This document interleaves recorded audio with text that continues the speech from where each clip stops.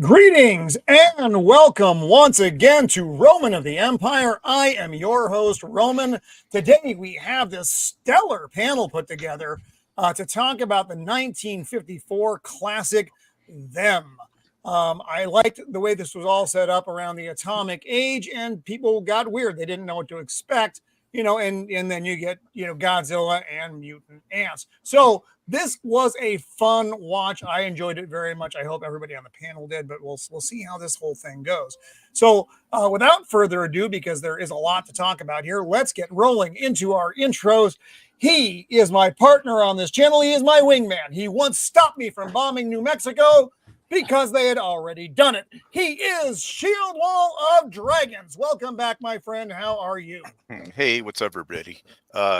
Great to be here. This is a great movie. I saw like a little bit when I was a kid, but what really got me back into it again was playing Fallout New Vegas, and they had a mission called Them. And anyway, great movie. Special effects have aged a little bit, just a tad, but it's still a great story. Looking forward to going over it. Right on, right on. He is the scourge of Gotham, the nemesis of the Dark Knight. He is Joker Voice. Welcome back, my friend. How are you? Oh, I'm just fine and dandy and peachy keen. I saw this movie. I actually just got done watching it a few hours ago. I enjoyed it. It just needed one more thing to put it right over the top, and that is scissors. Damn it. The ants do have mandibles that scissor people. This is true. I suppose that's true. Yes. So the giant ants are lesbian icons. I would have thought. Yes. All right, I can buy that. I would buy that for $1, as they say. And yet they're called mandibles. Los feelers. Damn it, Gord. He is the meme master of the interweb, using his powers for good instead of evil. He is Jacob Ironside. Welcome back, Jacob. How are you, my friend? I'm doing well. I like this movie. For what it is, it's one of the top tier giant monster movies of the 50s, I think. No, and there's also a cameo by a well-known actor before he was well-known. Yes, true. That is the truth. Of those actually. Whoa, who else is here? Someone is trying to enter the studio.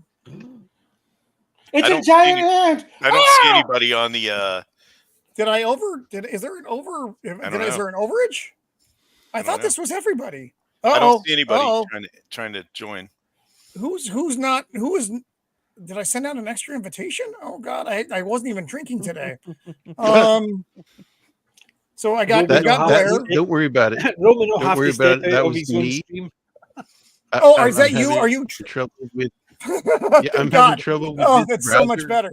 So I was going to open up another browser just in case. So okay, it's just me. Damn it, Jacob! You can't do that to me. Oh, Lord. Jacob is using subtle guerrilla warfare against the raccoons. It's not kind. He will tell you if this is the way. Games are moving. She is armored up and ready to fight. She is Untamed Mando, coming to you from an undisclosed location today. How are you, Mando? I am doing well. I do not have my normal setup. For those of you, I apologize if lighting and mic or whatnot does not sound as good, but I am still here, and the shirts that say "Where in the world is Untamed Mando" are still in my my merch store. So if anyone wants one, excellent. But yeah, I'm glad to be here. I'm glad to not be singed like a friend of mine earlier this week, and yeah, it's gonna be great. Mando, the fire starter. We'll save that for later if we have time, kids. It wasn't my fault. It was entirely her fault. Matt, I'm going to have to blow you up because I can't read your name because it's too damn long today. Oh, Lord. He is the Thad that shouldn't be, the unbearable 73, the menacing... oh, fuck my life. You heard it in the movie twice. Myrmecologist. Myrmecologist. That's when the guy said, why can't we all speak English? That would get everything done so much faster. How are you doing, Matt? You doing all right? Everything fine? Yeah, I'm doing good. Just surviving New Jersey. I lived through the Ranger Prime trailer, so let's say something. Oof. That's a bold move. Musician, pop culture aficionado, YouTube prostitute, man of the people. He is Sammy the Repeat. Welcome back, my friend. How are you doing? You're muted, dude. It's hard to be mad watching a movie with two Wilhelm screens. I'll tell you that. Oh, Yes, But you know what? I want to thank everyone for making me watch this with headphones on all day. This is what I heard. Just that. Thank you. Oh my How many God. women do you live love with? I love this movie. I came across it in high school, and I'm glad that we're going through it. So, Sammy, look at the picture. We're the roots of the tree. We're the That's a Naruto reference. Yes. Again, I have We no truly idea carry what on you're the will of talking fire, about Matt. as much as 45% or more of the time. On to our special guest this week. He is the Lord of the Vined Vegetable. He is the Gourd King, returning once more. Gourd, how are you, buddy? I'm doing very well. I watched this movie for the very first time last night. I was actually pretty impressed by it. Ended up buying it. Wow. Yeah, I liked this movie quite a bit. I'm very, very excited to talk to this sequel to They, which most people probably haven't seen. They was a less interesting movie. It was just two women in a room yelling at each other. And both of them were ants. You guys broke me already. He is our favorite internet wizard. He is Blair returning to us once again. Blair, welcome back, my friend. How are you? Have you been? How are you doing? How is Elvis? And have you seen him lately? I haven't seen Elvis lately, but this is one of my favorite 50s movies. This is like the pinnacle of 50s monster movies. It's got everything. It's got the government, the army, giant monsters, scientists, you name it. Yeah, back when the government was competent in movies. Yeah, and good. The good guys. Yeah. Well, that- good. Good. The psychiatric scene we'll discuss in depth when we get there. Yeah. He is not old. He is classic. He is PJ Maybe, coming all the way from Scotland to join us in the wee hours of the morning. PJ, great to have you back, my friend. How are you? I'm fine, thank you very much, Roman, and I'm glad to be back. I don't know why you invited me. It's no like I actually enjoy movies like them. Nothing to do with it. I don't know where you get the idea, because you know me, I've never really enjoyed this movie. Not once. Is that you getting attacked by a giant ant? That's how I want to go to. Fantastic. Yes, Back when he was in the sailor days in the USS Milwaukee. exactly. The USS Scotland. But yes, I've been a big fan of this movie since I was a kid. I watched it with my dad, and I watch this movie 2-3 times a year, and I have been doing it for decades. I got this as soon as it first came out. I got the movie, and Yeah. I think I've worn it out twice. So I love it. It's just one You're a of the fan. best, most classic Yeah. monster movies. Something that actually inspired other movies. Mhm. Perfect. Well, certainly inspired a lot. I mean, this to get. I will promise I won't nerd out over this. This is one of my 10 favorite movies of all time. But like the level of obviously the special effects, like I said, they're a little dated, and that's in part because they were intended this to be a full 3D production and whatever, but the models weren't good enough for the camera, so they kind of they made it black and white to cover up some of the special effects issues and whatever. By the way, for people, someone said they bought it. I have, like PJ, I have the DVD quality of it because I keep hoping they do a remaster. The Blu-ray, I will read you something from the Blu-ray, which is why you should never buy it. As a special feature, well, under main feature, it goes 1080p high def, right?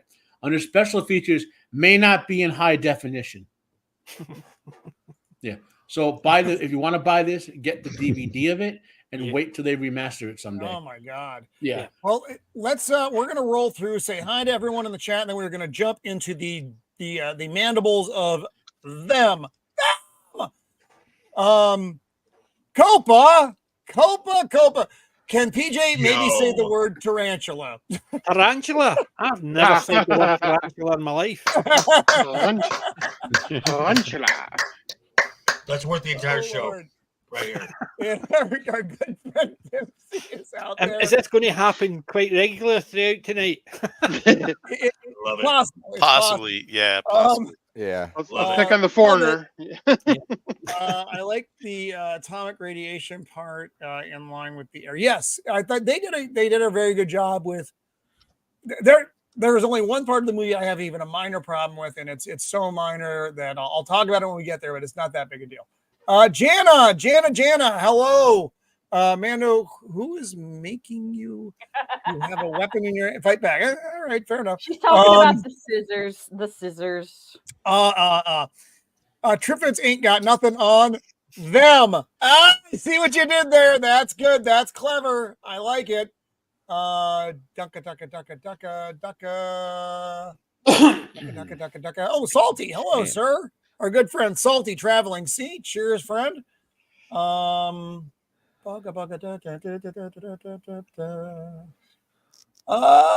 think that is the chat. Oh, no, one more up here. Sorry. Conroy 1776. Hello, sir. Did you get Okay, we'll call it for now. Sir? Did you get Bush McFadden's comment earlier on? They're making, no, I missed the Bush. To do is they them. Cannoli. Damn it. All right, well, I am so Bush, you're gonna have to forgive me because we need to jump in because we need to get this thing moving. So 1954 production. The cast on this is pretty interesting. So you have James Whitmore. So if you've seen Shawshank Redemption, remember Brooks. Hey, in this movie, you literally have Santa Claus and Matt Dillon fighting giant monsters. Yes, I mean, literally. Also Right. true. I mean, James Arness is the FBI agent. James Arness from also The Thing played The Thing 2 years earlier. Yep. Edmund and Matt Dillon is from Gunsmoke, for those who don't get the reference. Yes, also true. Edmund Gwenn was Santa Claus in Miracle on 34th Street. And the cast in this is just stellar all the way through. And there is a great, little splash of color there. A great uncredited cameo in this. There's actually two. You will all know. Oh, there's another. Well, you'll give the one we'll hold off for because I think we all know where that one's coming in. If there's a different one, point that out when it comes because I don't know that one. This also Fess Parker. Fess Parker. Yes, Fess Parker. I was gonna say that this movie is so old that back then screenplay was 2 words. By the way, one other thing to be mentioned about this: the guy who came up with the story for this, who I think was the name we just flashed over. I'm just going to read to you some of the names, like not a lot of them, of the movies this guy has come up with a story for. Them, It Came From Beneath the Sea, Earth versus the Flying Saucer, The Amazing Colossal Man, Frankenstein in 1970, War of the Colossal Beast, King Kong versus Godzilla. This guy, if you can go back further in his storyline, he has come up with a lot of great stories that have turned into a whole bunch of good science fiction and horror type movies. So. Beard, I'm sorry. That's all I can say. Beard, and thank you. You gave up your spot tonight because we had a lot of panelists, and I do appreciate it. So this movie, this was the first time watching for me as well. So Gordon Douglas directing there. Really? Wow. I had never seen it. The only giant ant movie I'd ever seen, and I think PJ knows this, is Empire of the Ants. Why is my screen locked up? And we're live, right? Yeah, we're actually live. Yeah. My other screen locked up. I'm like, why the fuck is it still on the title? In the battle of like giant spider movies versus giant ant movies, there have been like hundreds of giant spider movies, but literally like only 2 or 3 giant ant movies aren't total C grade crap. And like it's yeah. So it's kind of funny. Like later on, I'll tell you about the good giant ant films on my outro. But like when they made this movie, when I was, I think, 5 or 6 when my grandma and watched this film the first time, and I was in love with this movie. It just, I wish they do a remaster, because the level of like the backgrounds here, they filmed this at as high a level capacity as they could at the time, but because of the limitations with the model of the ant, they cut the 3D out, so you really don't get a view of how great the scenery is in this movie. It's just, you know. PJ, was this like your whole view of America at the time when you saw this as a boy? Well, actually, I suppose it was. It's one of the first ones where I remember seeing the aqueduct, or is it the aqueducts? Los Angeles. The Los Angeles walk, and seeing it later on, realizing this is basically it. And the thing is, I was a big fan of the original Godzilla movies as well, and considering the things like this, the Thing from Another World, and there was a third one, The Beast from 20,000 Fathoms. Basically launched the genre. Yes. There was obviously monster movies before that, but these 3 are the ones that actually set out the template for monster movies. Just open the floodgates for like giant mantises and grasshoppers and everything. Giant wasps and everything. Even there was the one with the giant wasps. Yep. It was effectively a play-by-play of this movie. I'm just so glad. The exact same way. I'm just so glad that this atomic mutation only happened in New Mexico and didn't happen anywhere else in the world, like say Japan or something. Oh, we don't know that though. We don't know. Yeah, it took 10 years for the ants to show up. See, I was going to ask Roman, how historically accurate is this movie? Well, very funny. Very funny. I have a public service announcement, because we have a lot of stupid people in the world nowadays. Radiation cannot actually mutate animals into giant evil versions of those animals. Right. So I don't believe that's true. I think that's unproven, Matt. I think that there's still a chance. Right, because it may have turned the American government's been hit by radiation. They've mutated into something evil. Well, do you want to hear something that's really going to make you sad about this movie? There are no Joshua trees in New Mexico. Tweeds? So this was trees. So this Trees was are shot trees. in California. Yeah. Yeah, I've driven through on my way to, where the fuck was I going? Mount Whitney. We had to drive through the Joshua Tree area, and they're lovely. They're big. It looks is like really TNT nice, cover. but they're not New Mexico. So one of our leads is Sergeant Peterson, and as a kid, like you've watched the movie, you know his story arc, right? So I mean, spoilers for the 50-year-old movie, but his hero's journey in this, to this day, it's one of the ones I judge against how they do hero's journeys in many other things. You know, when he sacrifices himself to save those little kids and all that. Oh, I know. Like, it's such a great arc he goes on, and they all do. These are all great characters, I'm saying. But like that, as a little kid, that dude just selflessly did everything he did in this film and just gave it up at the end. You know, it just, again, it's another great thing about the movie. It's just so well written. So the dialogue in this movie reminded me a lot of The Thing. Very similar styles, very realistic way of speaking. So right now we've got the cops going back and forth between the car and the airplane. Radiation doesn't make. Wait, what happened? Sounds like something affected. That's true. Just what we want you to believe. We need to keep an eye on Matt now. So the airplane is a cop. It's an airplane cop and a car cop, and they're talking back and forth. And he spots this little girl walking in the desert. So they are going to investigate that. I like how they do the proper radio etiquette. You know. Yes. Over. And if you're all wondering if there's a sort of Western vibe to a lot of this film, the way the heroes act and all that, the people involved in making this made a lot of Westerns. Yes, very true. You could almost argue this girl is sort of the original Newt.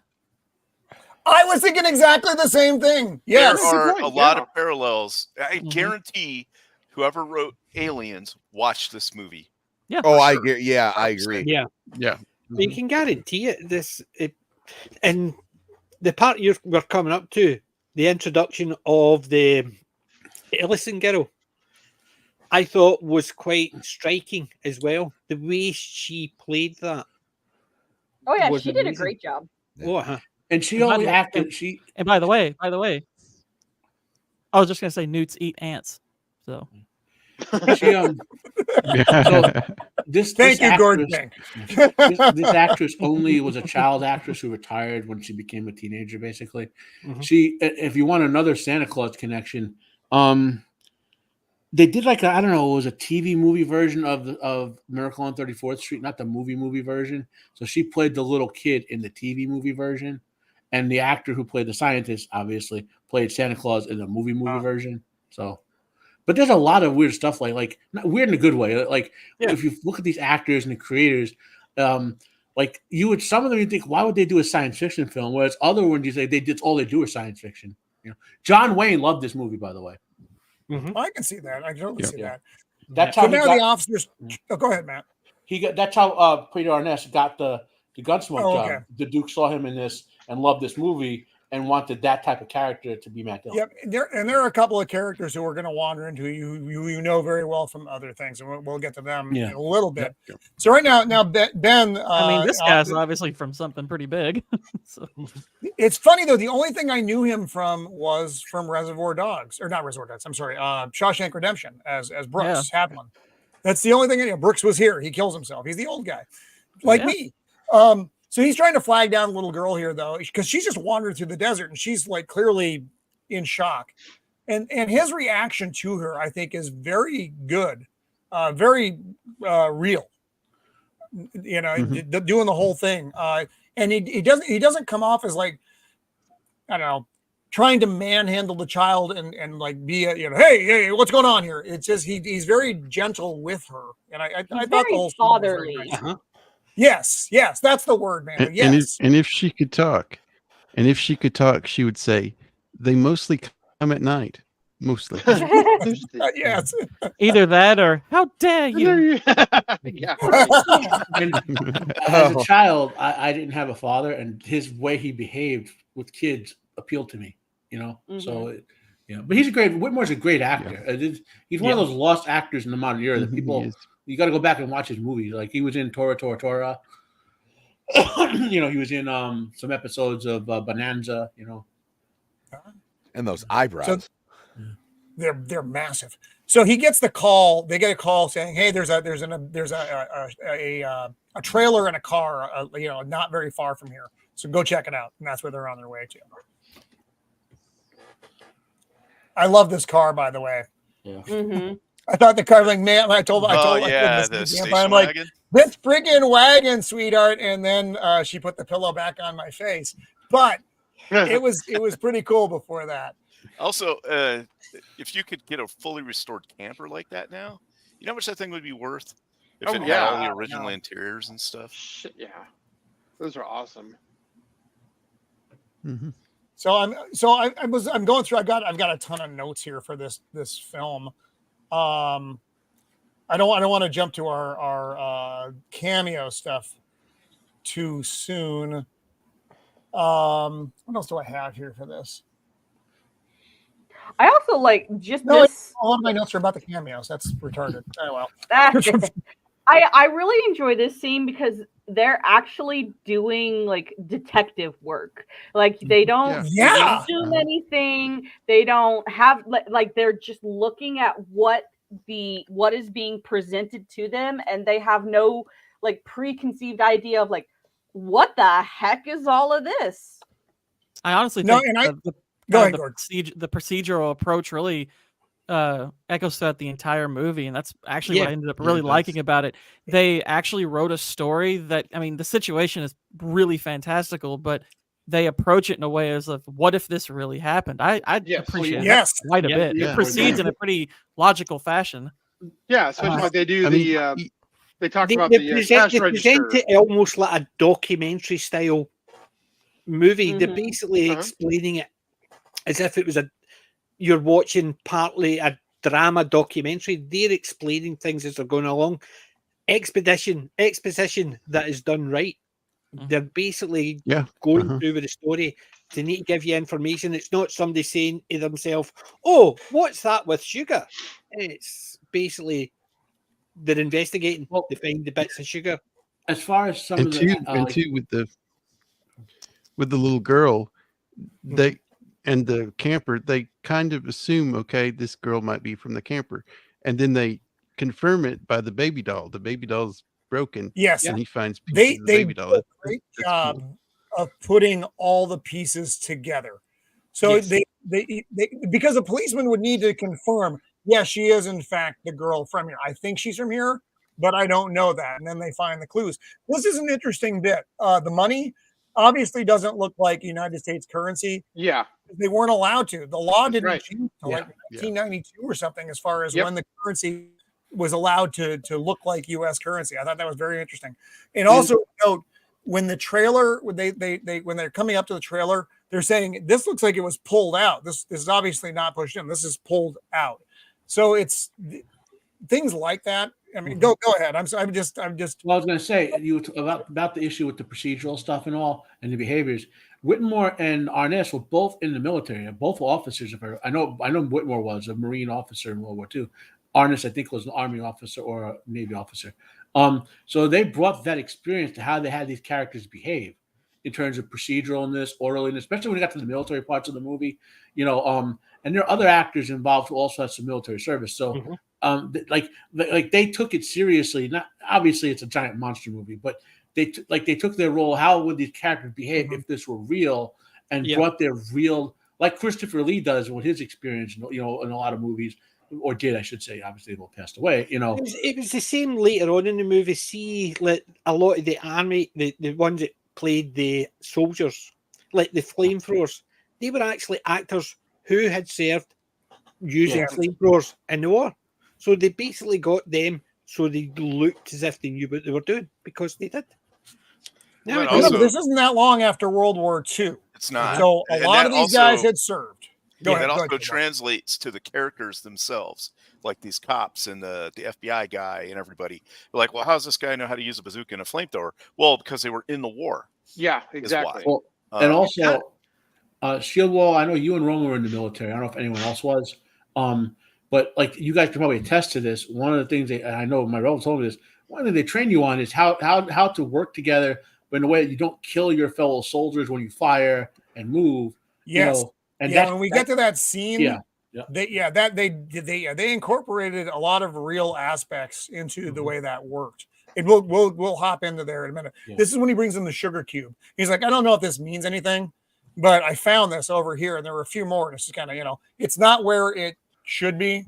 So he's looking at it from that prospect. Their work was really the first couple of times I saw that movie, that part was fine, but see, I realized that why would giant ants look for sugar cubes or go for sugar cubes that size? That one wee part was one of the two wee parts of the movie. I thought, I wish they had changed that.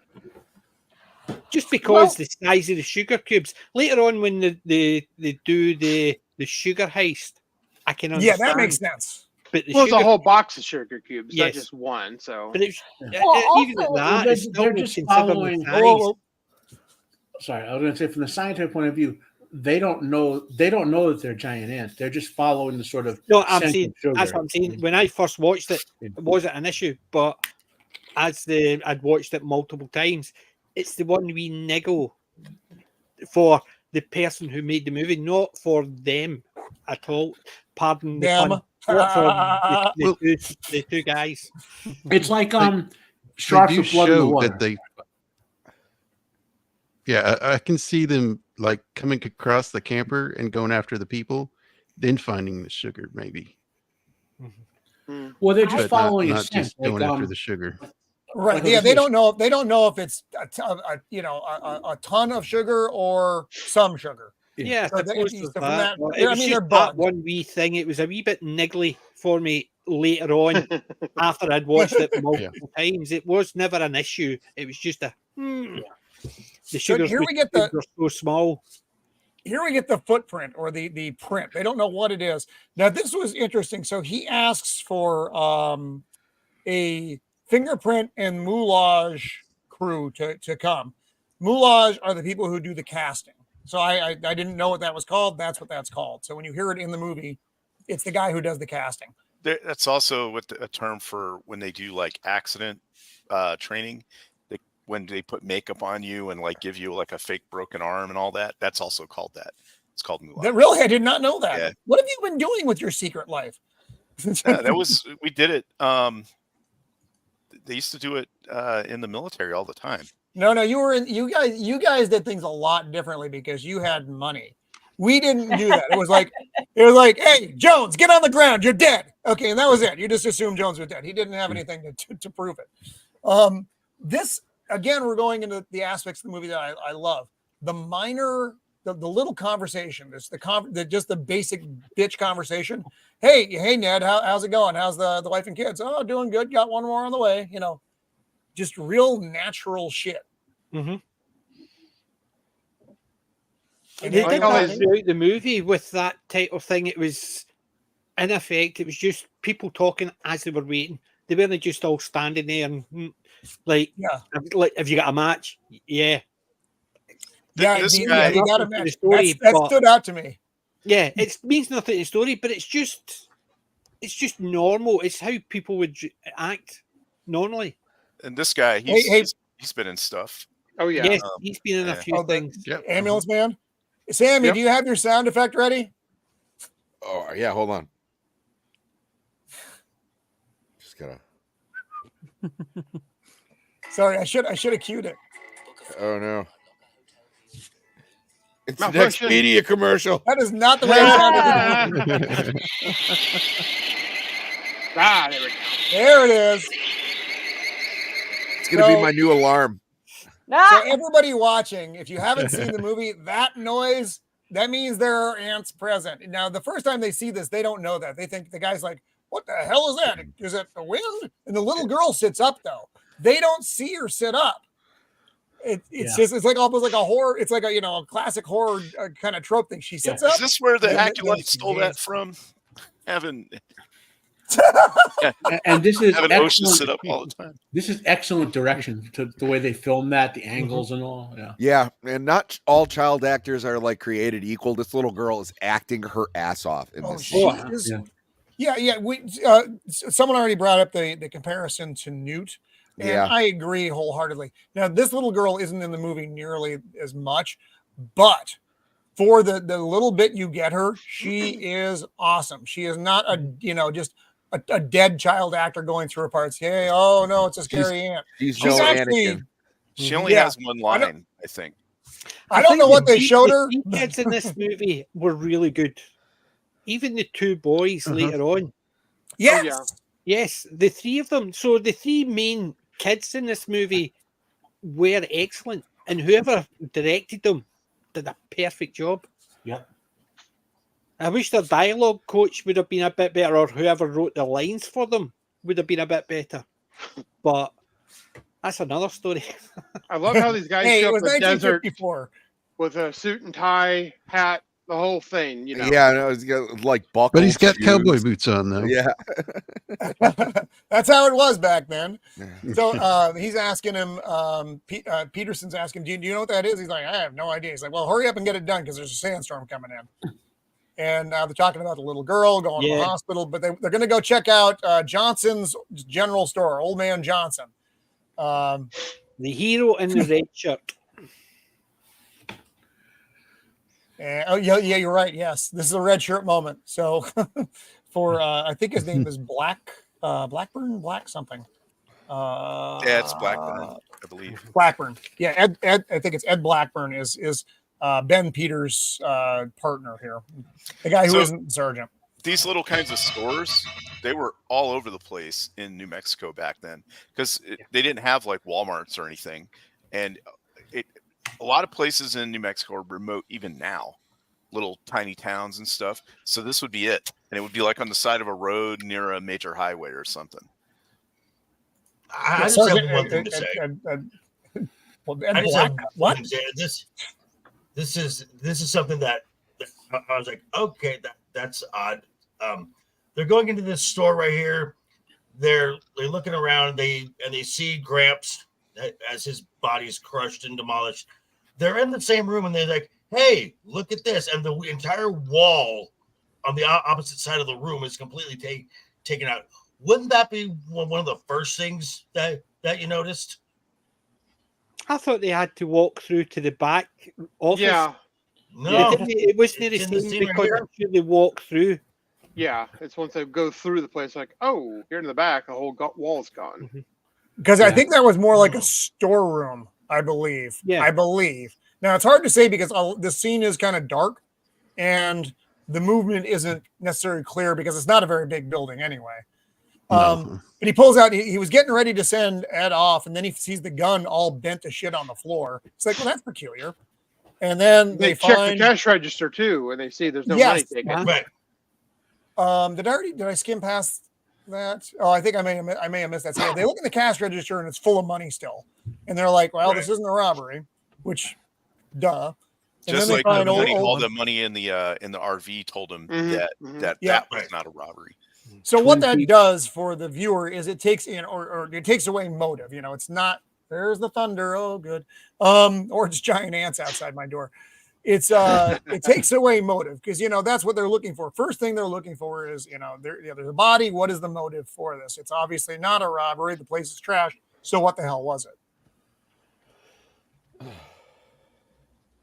And then they see the wall. Now, Joker, I don't know. Like I said, I don't know where this wall is in context. When they go back, they see there's like a big barrel of sugar that's empty now. A little the money was after. The money was after. You're right, Gord. Yeah, exactly. That's what the ants were thinking. Yeah, right. So now Peterson's going to go off to the hospital, and they need to make a report.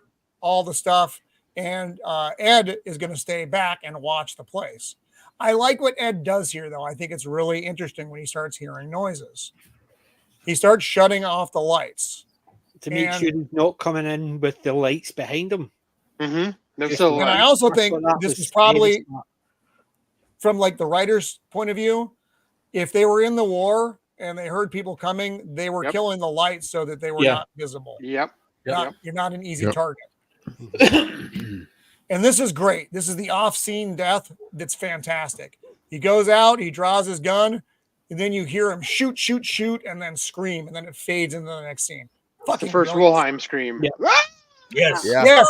The first of two. Well, I mean, I just looked it up because I didn't know, but Chris Drake was also in the Marines in World War II. The guy who played, so he would have known. He might have known to tell him to turn the lights off. The actor. Was that not the first of 3 screams of that type? I think it's yeah. It's either 2 or 3 Wilhelm screams. Correct me if I'm wrong. The Wilhelm scream was pretty new by this point in the movie. So Yeah. maybe that's why it's a lot of use. It was effectively 2.5 because there was the death later on, and then there was the almost death. There was a slight scream. Oh, when the first Wilhelm scream. Yeah, it almost like sounds like they cut it. Like they. Yeah, it was basically a half. It's almost it started, but because he backed off, he stopped. Yeah, I noticed that as well. Mm-hmm. Yeah, the first Wilhelm scream was 1951, so it was just 3 years. Wow. Yeah. 1951. Yeah, I thought it was either the late 40s, early 50s. It was They're still like using it. So I don't remember what. Roman, in the next couple of frames of your pictures, there might be something that I've got to say. I don't know if you want to actually bring it up about a cameo that nobody really noticed. Oh, in this scene?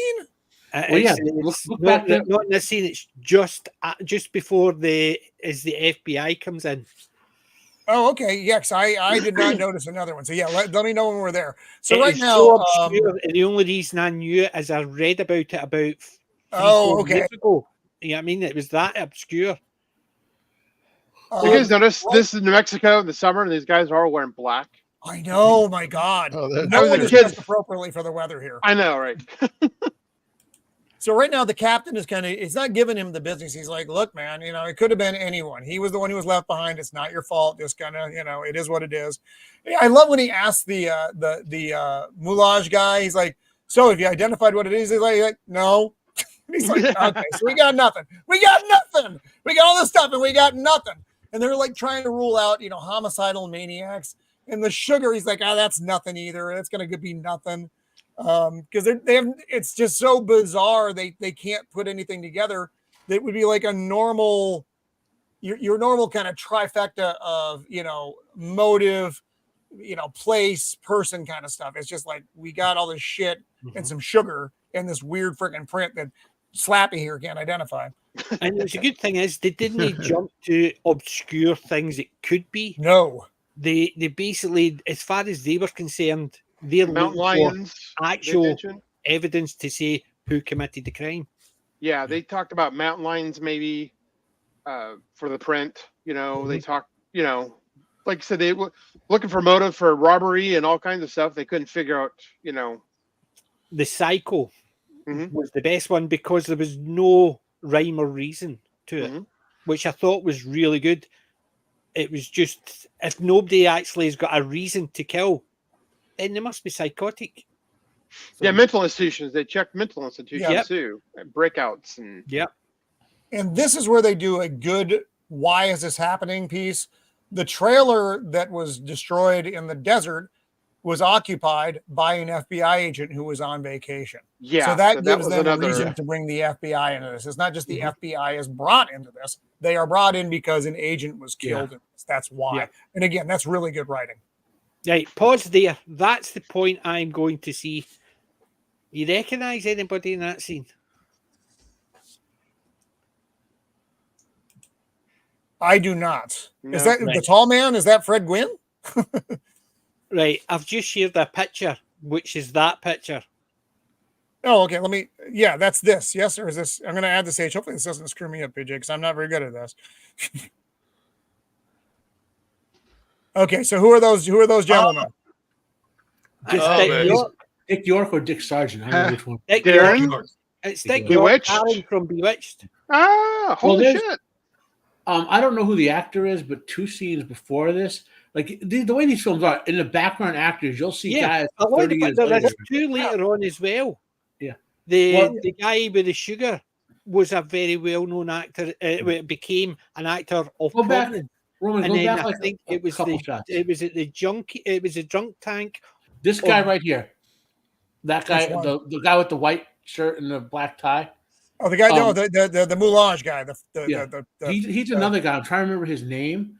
But you'll see constantly, like, because these actors were contracted to studios, so they're like, okay, Bill, Sam, and Rob, you go that studio today and be another cop or whatever. It's all the character actors of the day. Yeah, and you saw, right, and you saw these guys. I didn't recognize that was freaking Dick from Bewitched. Even this guy with the big jaw in that scene, I can't remember where next to Dick York, like the guy with the sort of glacial look in his face. I don't know. So now we're getting James Arness from Gunsmoke, and from my favorite, The Thing. Even though he didn't speak, he just kind of groaned and caught on fire. Is Robert Graham, and you'll hear him referred to as Bob a lot in this, but. Yeah. I like, again, he's been out with Ben. They've been going over all the scenes. So he's like, dude, it's freaking hot out there. That's one of the first things he says. Yeah. He reminds me of the Iron Giant. They took his likeness and made him the FBI government agent. Look at his face. He totally looks like the guy from the Iron Giant. Oh, you know what modern actor he reminds me of? Shieldwall. He reminds me, or I guess this modern actor reminds me of James Arness is Joel Kinnaman, who you've seen in all a great many things. Mm-hmm. His role in this reminds me of him, or maybe that's where he got a lot of his cues from by watching older films with like this. There's another one. The character actor that played the Doctor. Yeah. He became someone that you recognized in TV and movies later on. Yeah, he was in a whole bunch of stuff. Yeah, there's just so many of these guys. Like you could see them. This cast was just packed. It was packed full of people who you know or you would know eventually, or you've seen in a bunch of other things. Yeah. And this doc's going over the list, of all the things that were wrong with the dude. Chest is collapsed, skulls caved in, and then, but it was the last thing that is the kicker. He had enough formic acid in him to kill 20 men. Yep. And I'm like, and I'd never heard of that before this movie. So in other words, you're telling us he died of COVID. Yeah. Right. That's took what happens when Definitely that's took it. what So happens whatever when that you- stuff that's was. what happens when you visit your family because he got it from his aunt. oh, PJ. Oh, that was horrible. Listen, dad jokes. I'm allowed dad jokes. I'm a second generation. I'm into the granddad jokes. Wait. Go back one, Roman. Go back to that note. Okay. It was said Okay. 9 September. This is a very subtle thing to the audience. Yeah. It's Doctors Medford, the plural Yes. of doctor. Right. So they kind of foreshadow what would be the sort of like gotcha moment for the one character. You know what I mean? By him misreading it, perhaps. You know. So I like this. It's really good writing to put that in there. Yeah. And also, so at this point, they're like, Department of Agriculture. Did you send that print to the right? Because the FBI agent asked if he can send that cast to the FBI to see if they can figure out what it is. And they can't. Like one of his buddies in zoology up there, no one can figure it out. So he sent it to the FBI, but they ended up sending it to Agriculture. Yeah. The only And thing now that's they're at funny the about airport that waiting. telegram is it looks like little strips of paper pasted on, so it looks like a very official ransom note. That's what I was thinking. It reminds me of the old ticker tape. That one you would get. Now- But the thing I liked about this is if you're looking at movies now, somebody would be reading it to you because nobody's got the patience to actually sit and read something on the screen. Somebody would read that to you, whereas And- then they put it on the screen and expect. And I'm going to make an assumption with this note as well, because I'm not from that era, despite what most of you think and are not far off. Allegedly. This probably was. We know you very weren't born in similar- that era. I mean, No, well I know I was before born that. before. This is probably very similar to something that I actually would have used, though. It probably came out as a tape, and they cut it up, and they would put it on this for whomever they were giving it to. If I were a betting man, because Think about the transmission though. What if it was Yes. ticker tape that they put onto the postcard or whatever they're looking at? That's why. well, because it's probably something that came through quick. Remember, they didn't mail this to them. This got sent to them. They didn't have computers that we have today. They didn't have that. It may have come through via A telegram. And this was the printout. From that. So Yeah. So yeah, I mean- yes, it looks like a ransom note, but it was probably very legit for its time period. I Can't love you this just text piece. them? Yes, Joker. This is obviously an actual military installation. Everything about this screams a military base. Yeah. From even not even just from the era now, because a lot of the shit now is from then. yeah. Look at this. They flew him in on a B-24. I thought that was funny. I like that they follow protocols though. They wait till the props shut down, and then people start getting out. There's Way too many people wearing. Well, I guess if it's prop jobs, you don't got to worry about your hat necessarily, but you would wear a hat on the flight line. They probably have changed a lot of rules though. Remember in the war, I don't think they gave a fuck what you were wearing as long as you showed up. Right. So at this period, a lot of the rules that were in place. Hey, what is real accurate? A lot of the airmen hanging around, leaning on the fence, watching stuff happen. It's fucking awesome. Well, they'll probably Hearing put it, their, Santa don't let the actors get killed by the plane propeller. That's probably Yes, please don't kill the actors. That guy They right probably there, loaded them in after. that ant suit is helping. wool, and he almost died filming this movie. Yes, He's I not a read wool that. man. He was was so very sick. uncomfortable. He's out there in 100-degree weather in wool because he really, really, really wanted this job. He's the best I character love in the him. movie, as far as I'm Yes. concerned. He is I so agree. good Oh, I love this guy. because he's lovable, but he obviously doesn't relate well to regular people. He is strictly a man of science. He doesn't Pretty understand funny. why he has to do certain things. He doesn't. and He doesn't play well with others. Is what So you're that- saying. See this movie, this scene, that picture there. It was a case when I was watching the movie. It was a case of who was the leading man. What one of those three? Because They all. they basically fulfill the nowadays the modern leading man. because you wouldn't have it split up like that where you can't tell who's the lead man, because there's the love interest, there's the hero, and there's the brains. Mm-hmm. Whereas nowadays you would have one person Yes. fulfilling those roles. Whereas that and it would be a woman. it would be a woman. Yeah. Well, But that goes without saying, movie, Shield you Ball. basically have these three guys fulfilling the role which would be taken up by one nowadays. I like how she comes Here's down. You see also- legs first. Yes. Yeah, here's the And surprise it's the way part. the guys react to her. I know. just thought He's like, all the stop. time. It's funny. You know what I mean? You need help? It's hilarious. They're like, it's a woman. I've heard of those. Yeah, right? It's a dame. Some dame got aboard the aircraft. Don't get me wrong. I love women in bikinis and whatever, short skirts. But back in the day when a woman could look sexy without like necessarily, all of them having to be alternate. You know what I mean? Like I appreciate both ways, but like I'm not saying we lost too much, but this woman carries herself well. You know what I mean? She's filmed class. appropriately, and She doesn't Wait, have to be the man. Yeah. She Yeah, can yeah, be yeah. a You woman. look at the final scene. She's in a military outfit, the same as the guys, yeah. and she carries it still. Oh yeah, she Uh-huh. looks real good in it. Well, just out of curiosity, I'm going to look her up and see if she was in the military. Oh no, she was in a lot of westerns though. I did Mhm. check that. I did look up her filmography. And this Everybody started. in this movie was in a lot of westerns. This started the prototype of the woman doctor whose dad, she's like her father's assistant, but she's not married, and she automatically hooks up with the leading man guy, and they get married at the end. It happened in the Thane from Another World and Tarzan. Attack. What was that? When It was the War of the Worlds and all those. a lot of those movies, it basically when they had a leading lady in it, they didn't want to. It had to be someone's thing because it was a predominantly male situation, Mm-hmm.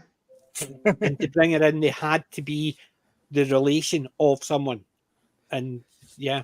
Yep. So I love the line that was delivered here by what's his name, Bob Graham, the FBI agent. He's like, because I think Ben says, so she's a doctor, huh? And then Bob's like, well, she's a doctor. I'm gonna get sick real fast. It's kind of funny, Roman, the way you have this laid out with the background. It's like the ants spying on the plane or whatever they're looking at. Like, now the ants has a spy, like a ninja ant spying on the map. It's like, Then he finds out she's a doctor of like ants, and he's like, "Oh, I'm gonna grow antenna real fast." Bug lady. So they won't tell them exactly what they suspect, and that is bugging the crap out of the. Was that a pun? Oh, sorry. Because right now they're like, surely they would have gone carnivorous if they're, in this environment, blah, blah, blah. And they're like, what are you guys talking about? And they're like, well, we can't tell you yet. But even the reason why they can't tell them was a good decision. It wasn't a case of just for the suspense. It was a case of they can't tell them because they don't want you to look foolish and telling them something that is just so out there. They would basically. They need evidence before they. Right. They didn't want them to actually think they were crazy. So right, because I mean, who wouldn't we think it's giant ants that are doing all of this. Gourd. Yeah, Gourd. Wow. Yeah, I know Gourd. Oh, You're welcome. Oh. Bravo, sir. I Bravo. love TJ, did he steal that from your book? Yeah, I've actually inherited it from my grandfather. It's actually been in my family 4 generations. Oh, God. This is actually leading up to the one thing, the writing, which annoyed me. A slight change to it would have made it better. And it was just the one scene after the acid under her nose. Okay. It was just the writing. Somebody who wrote it just wanted to do movie name only. Well, when we get there, let us know. Hit us with your thing. Yeah. So right now the girl woke up, so they all wanted to go see the girl, and she's still catatonic. The lady doctor's rattling off a bunch of stuff they don't want to do to her because she's too young. And then Santa wants to get out the folic acid. Maybe this will jog her memory in a way none of your other methods have. What are you doing, dude? I don't know. So they break out the folic acid, and he waves it under her nose. Yeah, and it's this part because remember when she jumps up, it's them. Yes. Usually someone would do that after you take a few shots of that.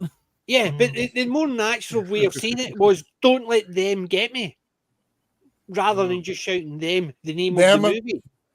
And that's the only part of it where the writing to me failed. Because they were more interested in saying the name of the movie than and it's something simple like "Don't let them get me." It's still got the name of the movie, and it would have been a more natural way to speak. But I think though that's the style of the time though, because a lot of like horror, like monster movies of that time, they would do things like that. They would scream out the name of the movie. I think that's where it's just a product of its time. Yeah, I understood it, but it was one of those things. And yes, Bush, Roman could only understand about 75% of what I say in a good day. And I've got a fucking book that he sent me, and I still can't understand him, Bush. When we met him in real life, he realized we couldn't understand him, so he tried to slowly speak. So there's a video clip.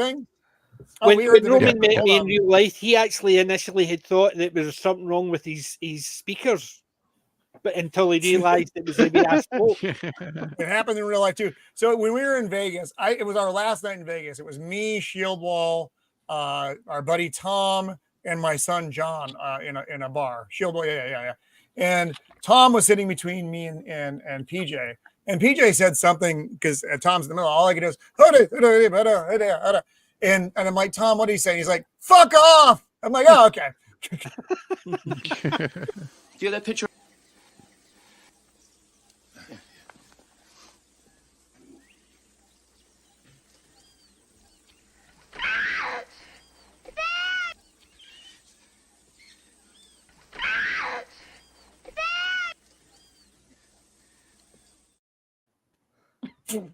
Wow, that is so strange, Jacob. Cool. Oh, what was that? What was that from? Pure luck. Yeah, I've never seen it, so I was like, I don't know what Jacob's trying to communicate here, but so again, we see Ben Peters being a dad, though. He immediately grabs, picks up the girl and tries to comfort her. He's the very father-like figure.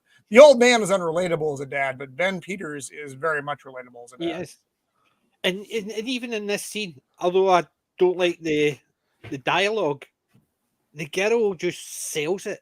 She sells it. She's terrified, and it's just considering her age. It was fantastic acting. Oh yeah, especially because like if you think about what she's been through, like she probably was there witnessing her family get demolished. Getting eaten. She was in that cupboard, listening to it. Speaking of getting eaten, we do have a poll up tonight, folks. Would you rather be eaten by giant ants? Is ahead at 50%. Regular size ants only at 4%, medium size koala at 29%. That's pretty good. And a tortoise at 17%. So that's where the poll is right now. Please, if you haven't taken the poll, please take the poll. There had to be a better way to phrase that, but you know what I mean. So I just spilled my Coke all over the carpet, my Coca-Cola. No! Coca-Cola. It had Coke Zero, buddy. Well, no, but if you had Coke Zero, then it'd eat him because of his blood sugar. So it's probably going to eat him anyway because Coke Sammy is so ends, sweet. Yeah. So now they've gone back to the original site where they spotted them. And the doctor doesn't have his fucking goggles on. And I love these goggles. Dude, your goggles. He puts them on sideways. And he actually, I don't have the video, but he actually corrects them for him. And I don't know if that was part of it or if that was just incidental. where he fixes his goggles on. Oh, thank you very much. See, I actually thought that was probably ad lib it kept in because it didn't ruin the scene. It actually enhanced it. Yeah, because it made it feel real. They do. I mean, again, we talked about that before. A lot of things they do for realism here, and the following up, everything, the procedural stuff is just so well done. From investigation to when they actually go into the military operation. And this is the middle of the desert, I guess, they're filming this. Gwenn is like 78 years old. He died a couple years after this movie. Mm-hmm. And this old guy, and someone mentioned in a heavy suit in that weather, man, he should have got triple pay. It's like, He was. I'm amazed their hat stayed on. Well, they hat pins or whatever, Yeah, she has a hat pin. You can see it there. Yeah. Well, nobody else does. So at this point, he's still again trying to get information because the doctor's like, it could be a national security risk, blah blah blah, but I can't tell you anything right now. And he's like, for the love of God. Then he asks the lady doctor, and what's her name, Patricia Melford. He's like, doctor, or he starts with Miss. He's like, I'm sorry, doctor. She's like, well, you can call me Pat if you like. He's like, I'd like that. And she's like, he's like, with this old, with your father going on, she's like, well, my father is whatever word Matt is in his title is like the leading one of those things. Myrmecologist. What does that mean? I never looked it up. It's a scientist who studies ants. Oh, literally. Why can't they just be like ant doctors? Because you got to have I'm like kidding. Latin. I joke. I kid. I joke. He's the original Ant-Man. You should know Latin, Roman. I know. Well, see, no, we have it wrong. Roman's actually a mutated giant ant in its final form. So is this it? This is how it goes? Yeah. So they find another one of those prints, and this is great because the doctor measures it out, and then they figure out by the size of the print how big the actual creature is. But again, nobody fucking knows what they're talking about. So that word, the myrmidon, it comes from the word myrmidon, which is a Greek word for a type of soldier that carries out orders unquestioningly. Mm-hmm. So, oh wow, like soldier ants. Cool. Yeah. Right, exactly. So it's basically hive mind. I did not know that. Nice. Shield wall, bringing up the Latin. And now they're just going to look for the big fucking. They're going to look for wherever it came from, whatever it might be. And so they start hearing. There's no noise yet. The noise just kind of suddenly pops up, doesn't it? Or did they hear it? I don't remember because they're giving the look like they hear the noise. Yeah, the noise is happening. The noise appears first, and then they're still looking around. Mm-hmm. Then you see it coming over. And you got Pat wandering around. She sees another print. They hear that it. sound. And so yeah, I loved how they did this. When the sound appeared, they would just show, the scenery around you, but you never see them. Well, to quote this here Joker, comes. That's the ants texting each other in the desert. To quote Joker. Yeah. True. See, I always wondered if somebody else, a filmmaker, had actually seen this and actually about holding back the animal. But obviously I'd seen in the documentary about Jaws. But it always reminded me of that. You never saw what it was. Because you're about 30, I think it's 32 minutes into the movie or so before you actually get to this. Mm-hmm. Could you imagine with the way they do trailers now how they would ruin this movie? Yeah. Oh, they would blow it. Yeah. You would see everything beforehand and you would lose all its impact. And this is my background, by the way, if you haven't caught on to that yet. Right there. Big fucking ant. Now, despite what we think of these effects in the modern era, this was nominated for Best Special Effects in 1955 for the Oscars that year.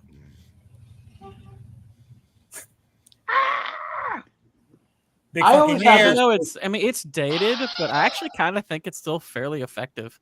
I don't think they're that. I don't think it's bad effects. I don't think it's a bad effect. I think it. I mean, I wouldn't go so far as to say it holds up. You'd would definitely want to make this look different if you were doing it today. Right. But it's good enough to where you believe it. Yeah. And compared to some movies after that, remember the giant spider, the one when it's going down the road and people are running beside it, looking and smiling. You can see them on camera because there's a car with legs.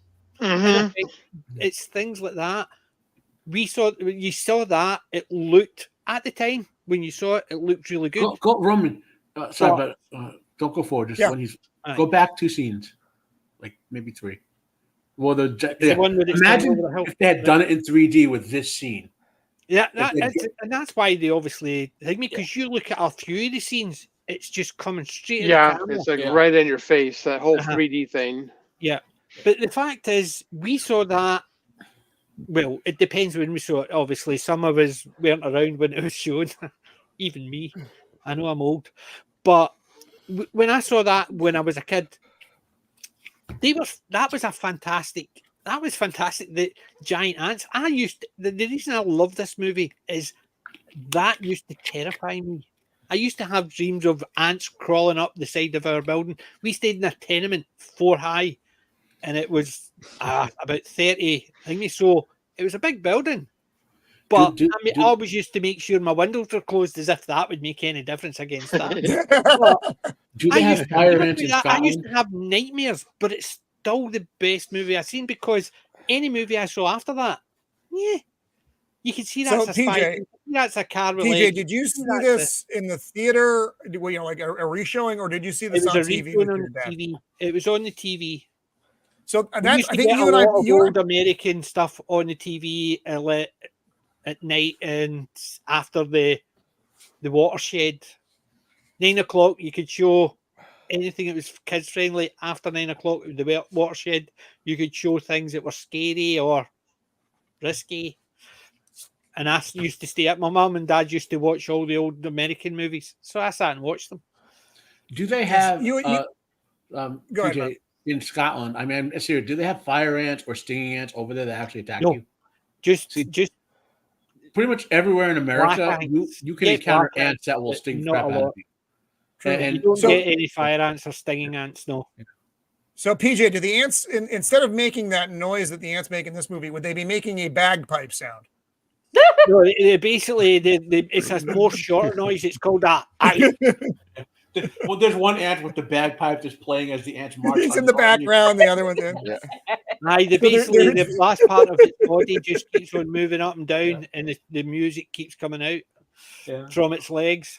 Well, the ant ate a Scottish guy with the bagpipes, and it just plays as it breathes. For sugar. Shoot the antenna. Shoot the antenna. So they're trying to get the iron iron brew, but the docs shoot their antenna because ants. He'll explain it all in the documentary later. But shooting the ants antenna really kind of fucks up their way to experience the world. It'd be like taking out your eyes and ears at the same time. Mm-hmm. And by the way, when he shouts, the plural of antenna is antennae. A lot of actors who would only know Latin from church Latin might not say it that way. That's the way a scientist trained in science would actually say antennae. So that's another nice little thing they throw in there. Like if you're not a scientist, you might say antennae, which would be a church way of Latin, the older form of the golden age of Latin. I don't want to whatever. The only problem I had with this scene was sorry. I was going to say the only problem I had with the scene was that their revolvers had like 90 shots in them. Yeah, but the one thing I liked about the scene, it sort of harked back to his partner, because remember when they were talking about him getting killed, he says he could shoot. I got payback. Anything he hit. Remember, he says it was such a good shot, he would hit anything he aimed at, or anything he could see, he could hit. Whereas him, he fires off a number of shots, hits the antenna once, tries it again, misses the other one. He's not a crack shot. Suddenly, bang, bang, 2 antennas gone. Had to go and get a Thompson. I liked that scene because it sort of harked back to when they were talking about his friend that got killed, who could hit anything he could see. Whereas, obviously, he couldn't, even though he was lucky with one shot. I do want to just to bring a little real world science in for a minute, right? It is biologically impossible for an arthropod to be that big because of the way the skeleton works. Basically, the legs wouldn't be able to hold it up. But if it could be that big, machine guns would do squat against them. Right. Like they'd be tougher than steel tanks. They're skin, just to sustain against gravity that body mass. We need a skeleton. Huh. So now the concern is, this is an ant. There are not there is never an ant. That just like when you see a bug in your house, there is never that bug. There are also all of its friends. So shush, don't tell my wife. She thinks there's only one. Yeah, this ain't Highlander. There can be more than one. There can be more than one.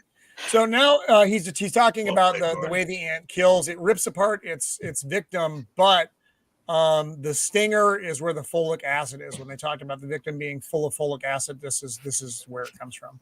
Big stinger on its big butt. It's like Shelob. And the ant attacking you with the mandibles is not the one that would sting you. They do function well in group attacks. Yeah. Oh, this is when he gives a little biblical thing too. He's like, we may be coming witness to, the Bible come true and the beast shall inherit the earth or something of that nature. Well, there's a great line in that comes, I think, in Washington where the FBI guy Arness goes, I thought this was the end of them. And especially goes, no, we haven't seen the end of them. We only have a close view of what may be the beginning of the end of us. Yes. One of the 10 my all-time favorite lines in a science fiction movie. So now we're back in the around the they're not in New Mexico, but we're pretending because they like to look at the Joshua trees, and I don't blame them.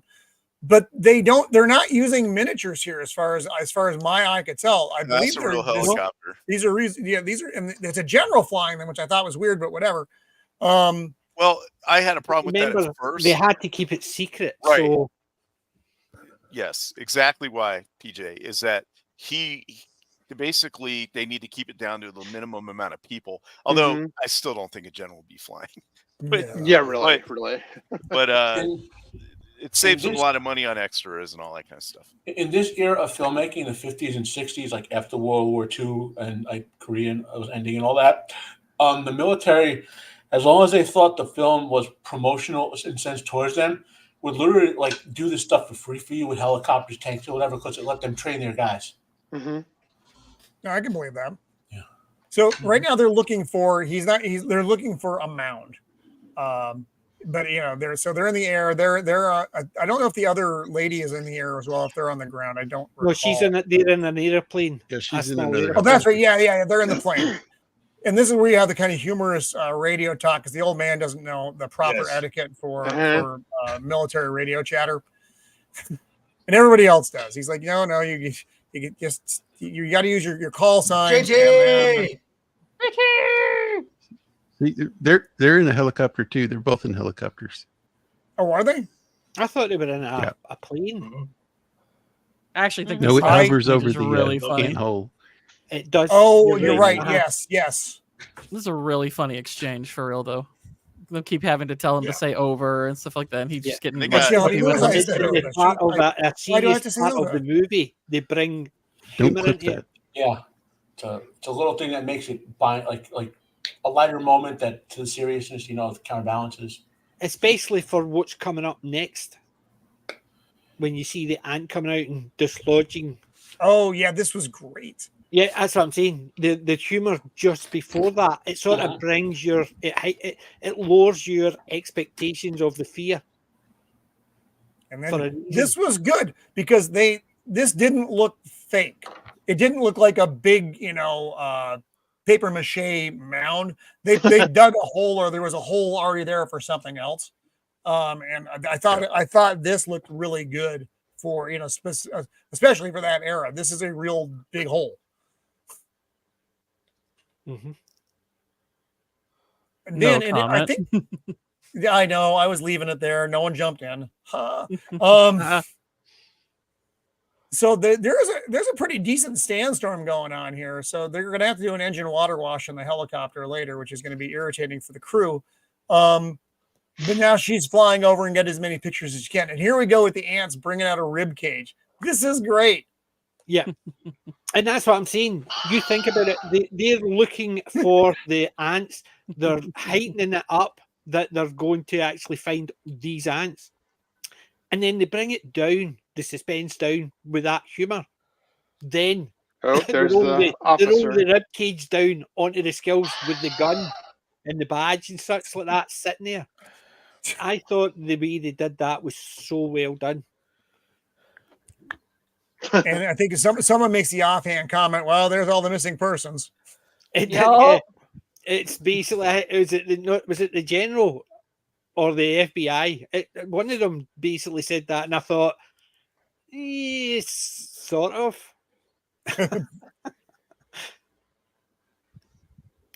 So now we're back. We aren't at the big meeting yet. This is the small meeting after they get back. Like, what the fuck? What did we just find? So that general is a 1-star general, so it would make sense that he would be like in charge of this op, and he could get away with it because he could like run around and do stuff, and he has enough rank to like make stuff happen, but not so much rank that he would, like Congress would be calling him every 2 minutes, being like, "What are you doing?" He'd have a little bit more autonomy to kind of run around. Right. And go ahead. And without saying anything to the audience, what basically they've done is put together like a special team here.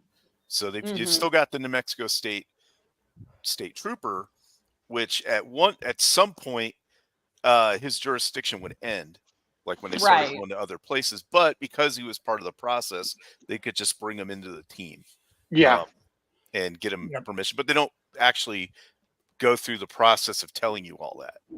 No, and they don't need to. If they did that, no one would enjoy it.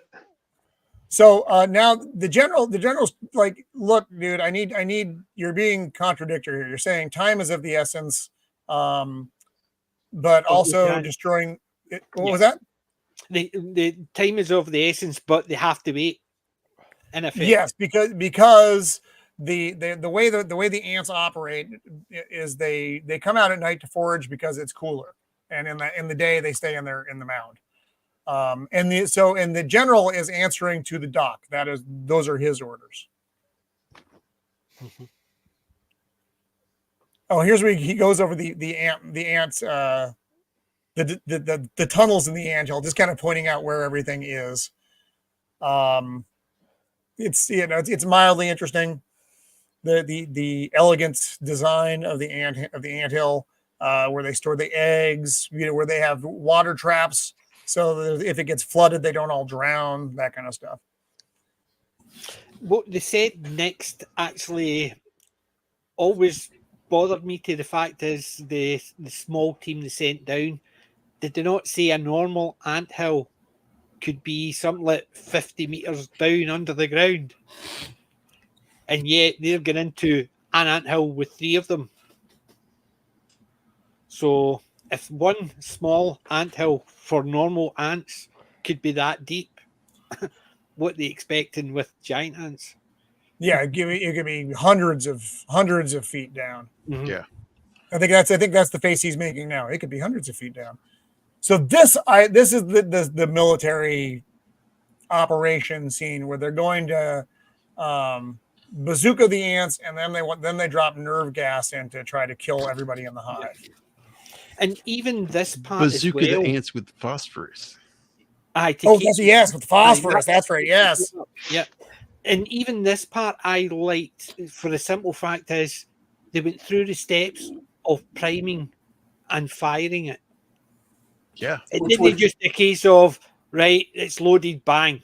It was a case of loading, then telling them you need to do this to make sure I'm aware it's ready to go. Well, they probably just handed it to the actors, and the actor, we know how to do this. We got it. It's like, Exactly.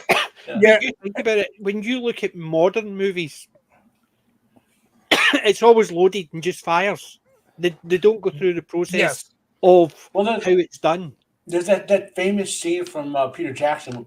Christopher Lee goes, when you stab someone in the back, they don't make that sound. Yeah. So I know what sound they make. There's so many actors who have military experience, who's like, I can handle the bazooka. It's like. Do you know what the sound someone makes when you shoot them in the back with a bazooka? Because I do. I do. Like, we fought giant ants on Guam. They don't go they go.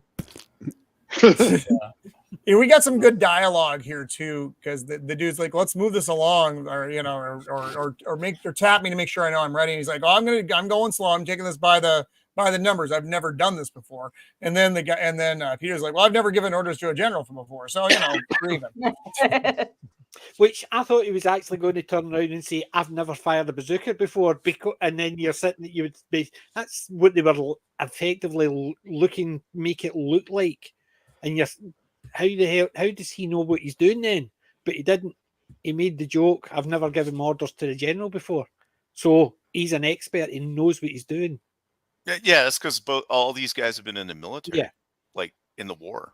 Mm-hmm. So that's what made sense to me. Also, this is a 3.5-inch bazooka, which is like a newer model that it came out in the 50s, which is cool. So they got a hold of like the real thing. I did not know that. Yeah. Some good explosions. And then, of course, they send the FBI guy and the cop in. So just a little physics there. I am based on the mass. I'm not Another sure bug hunt.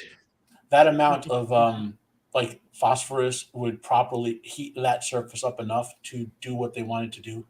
You know. Yeah. But just a little quibble. See, I didn't think that was for the. Well, they were obviously trying to show that it's heat resistant, not necessarily the phosphorus resistant, because they were saying the phosphorus was to heat up the ground and the area. Well, the thing is that one of the properties of heat of mass is it dissipates heat. So there's going to be a rate at which it will hold heat versus dissipate it. I mean, obviously, I know this because of my science stuff and all that, but like it just, it's. I always find these things interesting. What they get right science-wise versus what they get wrong. You know what I mean? Like 20 feet down should be like the temperature of the ground down there, which is probably nearing towards like 55 degrees. You know? Yeah. Mm-hmm. See, and the initially I thought that part there would have been the part that would have been an issue if the hole was deeper. Maybe not, but the fact is they're throwing the cyanide down, and they've not got proper mass. They've just got thermal gear on. Yeah, I don't think that's keeping out the cyanide. Yeah, exactly. That's going to be. I was looking at it when I saw it, because later on when they're going in, they put on gas masks. But yes, I would have expected them to put gas masks under that.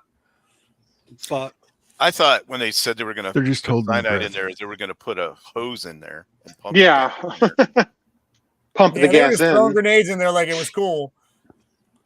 Now, one thing I did like is they showed the strength of the ants, because those ants tunnel through rock to make that nest, not dirt. Mm-hmm. Yeah. So you Smoking, can believe got it the when. flamethrower. Oh, by the way, on the smoking thing, for anyone who's watching this who doesn't understand why there's cigarettes over the place, before 1970, about 10% of all movie and TV show budgets were provided by the tobacco companies. And also at the time, they were saying that cigarettes were good for you. Yeah, it's good for you. Yes. Well, that's because yeah. And now the lady scientist. A little cyanide. It's okay. It's okay. It's good for you. As long It's as overrated. It's fine. And Lady Doctor wants to go down in the hole now, and Bob, the FBI guy, is like, "Fuck no, you're not going down." She's like, "You don't know what the fuck you're looking for." It was the reason she wasn't going down, because there's no place for women down there. Clearly, there's no place for women. It's just it's not no hiding the fact that this is man's work. It's also not your typical monster movie where it's the damsel in distress. Right. But also, like, I like how she's not like the modern day feminist of I can do all the things. It's I am the person at the moment who has the capability and the knowledge to know what we're looking for. Yeah. I need to go down there with you. Yeah, and my father cannot. And his answer back to that, just tell me, I will look at it. And she says, I've not got that much time to actually teach you. Yeah. I don't have time to teach you the science behind this. Exactly. And I thought that was very well done, because it basically showed she's got the brains, he's got the brawn, and there's just no time to try and explain what an egg is, what you're looking for, how many, this. And it made sense. The whole dialogue there, even though it was about you're a woman, you can't do that, this is man's work, and she's turning around and saying, I'm a scientist, it's scientist's work, doesn't matter if it's man or woman, and it was done well, whereas nowadays would not so much. Yeah, right. I don't know. I feel like if she had just told me, "Hey, take a photo of anything weird," I could have got it done. Everything about this is weird, though. Like, how do you narrow down more weird than giant ants? There's also some very strong visual storytelling here. For just like in Alien with Ripley and Sigourney Weaver, who is a really big woman, that woman is like almost 6 feet tall. She looks like she could do stuff. Oh yeah. You know what I mean? Peter Arness is 6'8" or something like that. So, and look, go back 2 scenes. Look how tall she is relative to him. See, I mean, he's because he's a giant. Yeah. So, and she looks like a woman who could actually physically do stuff. She's not 5 foot nothing, where like you picking up a rope you think would knock her over. No offense, Mando. I can't help that I'm short. I come from short stock. We have a woman expert here, right? Mando, given your relative and physical capability, would you try to lift something exceedingly heavy that a taller person might have a better shot at? I don't think you would. You're intelligent, right? No, she's more likely setting fire. You would just burn it. Mando would just burn it. She's like, I'll carry the flamethrower. Give her the flamethrower. Seriously, for those of you just tuning in, I got this, guys. Her friend ablaze a couple days ago. The friend is fine. I didn't set her on fire. I was just there. Allegedly. That's what they all say. Yeah. So they rappel down into the hole. Allegedly. Look at that rappel form. Look at that rappel form right there. Solid form. And now they're down in the hole. I think Sammy actually has a recording of Mando's burn victim. Of what she sounded like. Yeah. It's not pulled up. Damn it, Sammy. We rely on you for so little, and you give us taught them how to actually do the rappelling. No, they would have had to, because that's rappelling. For those of you who have never done it, is a very unnatural act. Mm-hmm. Oh, God. That's not the noise. That's a very different noise.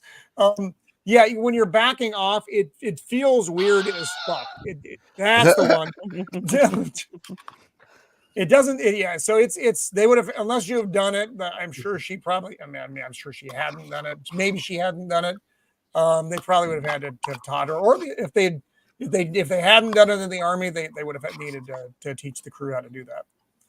So all the answers are dead. What I like in this is the layer of fog on the floor. One, it hides a lot of shit, but two, it gives it that kind of surreal feel. I don't know if we're supposed to believe that's still the cyanide gas, or if that's just a visual. The way I looked at it, there was cyanide gas because they put it at the top. The cyanide gas was so heavy it would sink down to all the lower levels. So the fact it was on the ground sort of played into that. And this moved quickly, but they actually had to rappel down again while they were in the mound, which was great. It's not you rappel down 50 feet and now you're in the layer. They had to go in and then they had to go down further into the mound, which I thought was fantastic. The fact that they actually showed them putting another spike in to do it again. Yep. They didn't just suddenly, down we go. I think whoever wrote the person that wrote it, what was his name? I can't even remember. Ted something, wasn't it? The guy who wrote it. No, he. Aye. Hang on, the sorry, guy who wrote it, basically Ted something or other. I can't remember. Ted Sherman Russell, I believe. Basically, I thought the way he had written it, it was a compelling way. He basically sat and thought through how were they going to get down. So they had to do this and this and this. They didn't one down one and then show. Well, when they showed us the model of the ant mound, it's not just a level. So that mean, it makes perfect sense that they would need to go down multiple levels, and I'm really glad they did it. And here's where what Matt was talking about, showing the strength of the ants. It's not just tunneling through sand; they are tunneling through rock. Yep. And then getting cooked by flamethrowers. Mando, you should like this part. Mando trying to get rid of weeds. Yeah, exactly. Interestingly enough, against an animal with an exoskeleton, a flamethrower would be a very effective weapon because it would trap the heat inside them once it warmed the shell up. Yep. Hey, real quick, I think Gourd has to go here soon. Yeah, Oh, unfortunately. Mr. Vine Vegetable King, you have to depart. Yeah, unfortunately, I do. I got to get up for work in about 5.5 hours. So, oh Lord, I'm sorry. Well, I'm glad you were able to for as long as you did. Yeah. I appreciate you inviting me. Hello. Yeah, it's me and my Fallout gear. Take care of these ants. But yeah, I appreciate you all inviting me on. Yeah, this turned out to be a nice, pleasant old movie surprise. I thought this was gonna be like one of those, ants attacking the world and the ladies like running from them and throwing their hands up. But no, this it took a worldwide threat and it localized it, which I thought was really, really cool. Probably score this something like a 7 out of 10 on first watch. And like I said, I liked it enough to buy it. So I'll definitely That's awesome. be watching it again. Am I supposed to plug stuff now? Yeah, if you got stuff to plug it, my friend. Plug away, Gourd King. Okay, well, I guess Monday, MMM. Obviously, I'm now one of the permanent co-hosts down there. You can check us out at 9 p.m. Eastern. We're going to be talking The Iron Giant, and I have a video that is supposed to be coming out on Monday. I'm pretty sure I'll have it done by then. I am doing a video of In a Violent Nature, very poorly explained. It's basically kind of a satirical review. So that's what I got coming up. Cool, dude. Nice. Well, thanks for hanging out with us, Gourd, and have fun and good luck at work tomorrow, my brother. I appreciate Later, Gourd. it. Yeah, I'll see y'all later. Have a good one. Bye, Good buddy. night. Back to Flaming Ants and what Mando did over the weekend. Yes. Now I'm going to bring on. Go back. I'm curious. Roman, go I don't know picture. What? Go back. You had a picture of that, forward one. That one? Yeah, it's what one's Mando. So, for those of you who know more about this movie than I do, they only had 3 big ants for this. That were built.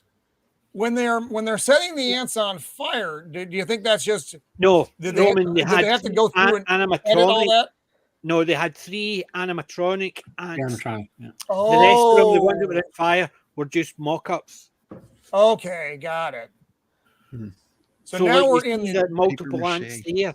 They're just the same idea. It's just the ones that moved and got it. But were any of them named Bruce? Yeah, they.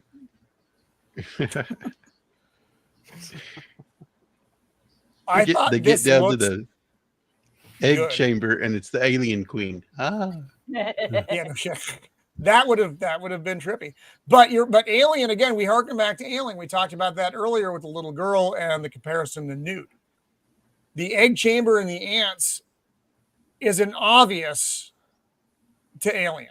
There's no way that there's not, the writers did not go, oh, you know what? They had this big fucking egg chamber back in 1954. Yep. And again, I like the look of it. Even like that part there when they're showing the light in it and you see them moving around, the ones that haven't hatched yet. Yes. Cool. I thought that was very well done. It was thought through again. And then it explains what her orders after. So she comes in, she takes pictures of these, and she's like, "Oh no!" And they're like, "What? They're all trapped. They're all trapped." She's like, "No, not these two. These two they got away." And we don't know the significance of that yet. But then she gets her snapshots, and she's like, "Destroy everything in here." And so they turn around and they cook it all. Now that was sometimes you just want to watch the world burn. Okay, so just on a scientific issue, I would have quibble. I would have said take one of them so you could dissect it and maybe come up with an infected poison type of thing. But that's a little scientific quibble, No, I get no, and I thought I was thinking at some point the scientists were going to want something, but who knows? It was 1954. It was a different time. Good shot here. The use of flamethrowers in this movie was really well done. Yeah. And it's the same idea. They did it a few times for the 3D where they would shoot straight at the camera. So here we see her pictures, and then the doc's like, oh. And then we get the documentary, I think, about the ants coming along here. Yeah, he made a little video or a film for the generals and stuff. We'll see that here in a bit. I think there were more cameos in this scene too. The generals. Mm-hmm. Mm-hmm. And we'll kind of move along to get to that scene, because that's everything we're talking about right now, and this gets us to that. And now we're in Washington. You know how you know? Because they show you the Capitol. Yeah. But they didn't. How do we know it's Washington? They didn't put Washington underneath. Yeah, I know. Speaking of the Acolyte, every time you go to the planet. So now the doc is going to give them a one-on-one on ants. But before that, though, I think one of the senators is asking Sergeant Peterson, the beat cop, hey, how do you feel about keeping this secret as a policeman? He's like, I don't think there's any police agency that would handle the public's panic if this got out. And he's right. There would be people running and rioting and going crazy if they thought giant ants were taking over the world. Yep. That's why they have they would not like that. hysterics. Dogs and cats living together. And I like the fact even in this part, you've got some people, as you would say, are just, you must be talking nonsense. And other ones are saying, oh, that sounds too serious to be crazy. I love the framing of this shot with everyone at the table. I just think it looks really good, just from a cinematic standpoint. Now he starts the movie up, and now you get your documentary on ants, talking about the regular ants, and they make the colony, blah blah blah. And here, this is Amber, Jurassic Park. They haven't changed in 50 million years. Will we ever? Mark, I would be willing to bet that someone has colorized it, and that has come a long way. But I have a place in my heart for movies that were made in black and white, because the look of the movie. Okay, so this movie has never been remastered. It's never been colorized legally. Good.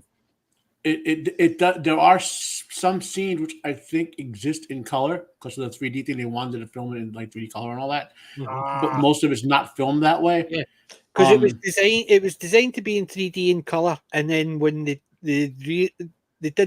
couldn't. They basically decided to make it in black and white. That was the decision countered by the fact that they couldn't do the 3D stuff. Well, the executives saw the ants and didn't think they looked good when filmed in the 3D color, so they said, no, we got to do black and white. So, well, like I said, if you're buying it earlier, if you were in the beginning, if you're going to buy this, buy the DVD for now and hope that they do a remaster so they clean the film up, because you can see this film is dirty. Like you can see that and you can see it's been a little bit upscanned. If you're using my copy, Roman, it's been upscanned. So you can see the flaws on the film. Just see the streaks there. Like if they remaster, they'll clean those up so you don't see lines moving down the film. You know what I mean? So and the shapes will have better clarity at the edges. So like you would see more clearly. There'd be less smudging and all that. No, and I would like to see a better definition. But but this was for our purposes. This was fantastic. Yeah. So this is a male ants. One of the what do they call them? Not a concubine. The consort. Because it's consort. Consort. Yeah. Consort. It's the companion of the queen ant. Their whole purpose is to fly off with her, breed, and fucking die. Not so far Yep. Not a bad life. It's kind of like our lives, except in a microcosm. So the wings fall off because they're asking, once they establish a colony, do they ever leave? And the answer to that is no. And I learned, I didn't know this, that the ant queen can live a long fucking time, 15 to 17 years. Yep. Fuck! I wish my dogs would live that long. And she could keep laying eggs off of just that one insemination Yep, from the for the male entire ant time. for the entire time. Obviously, it's a Californian ant then. No wonder the males died, to avoid all that child support. It's a lot. That's the amount of sugar they would have to gather to pay child support.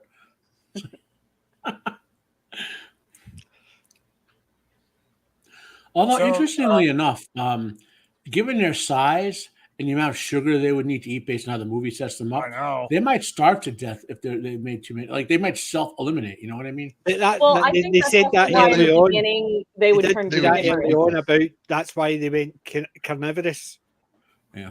So yes, because they were running out of food, so they were started eating people. I think you would probably see them eating a lot more. Yeah, people, but I don't think they get enough I nutrition from people because people are mostly water. You know. That's true. Not a lot of sugar to people. If giant ants do happen, send them to California. Wait, why? I'm here. We'll get you out. Don't Coat worry. the homeless people in sugar. I'm sorry, I had to say it. Actually, I'd be down for that. You're not. That would clean the streets. That's actually what Gavin Newsom is doing right now. He's feeding the homeless the giant ants. Yeah, you think it sounds crazy, but you've never lived in California if you think it sounds crazy. Oh, so no, now they're not crazy. This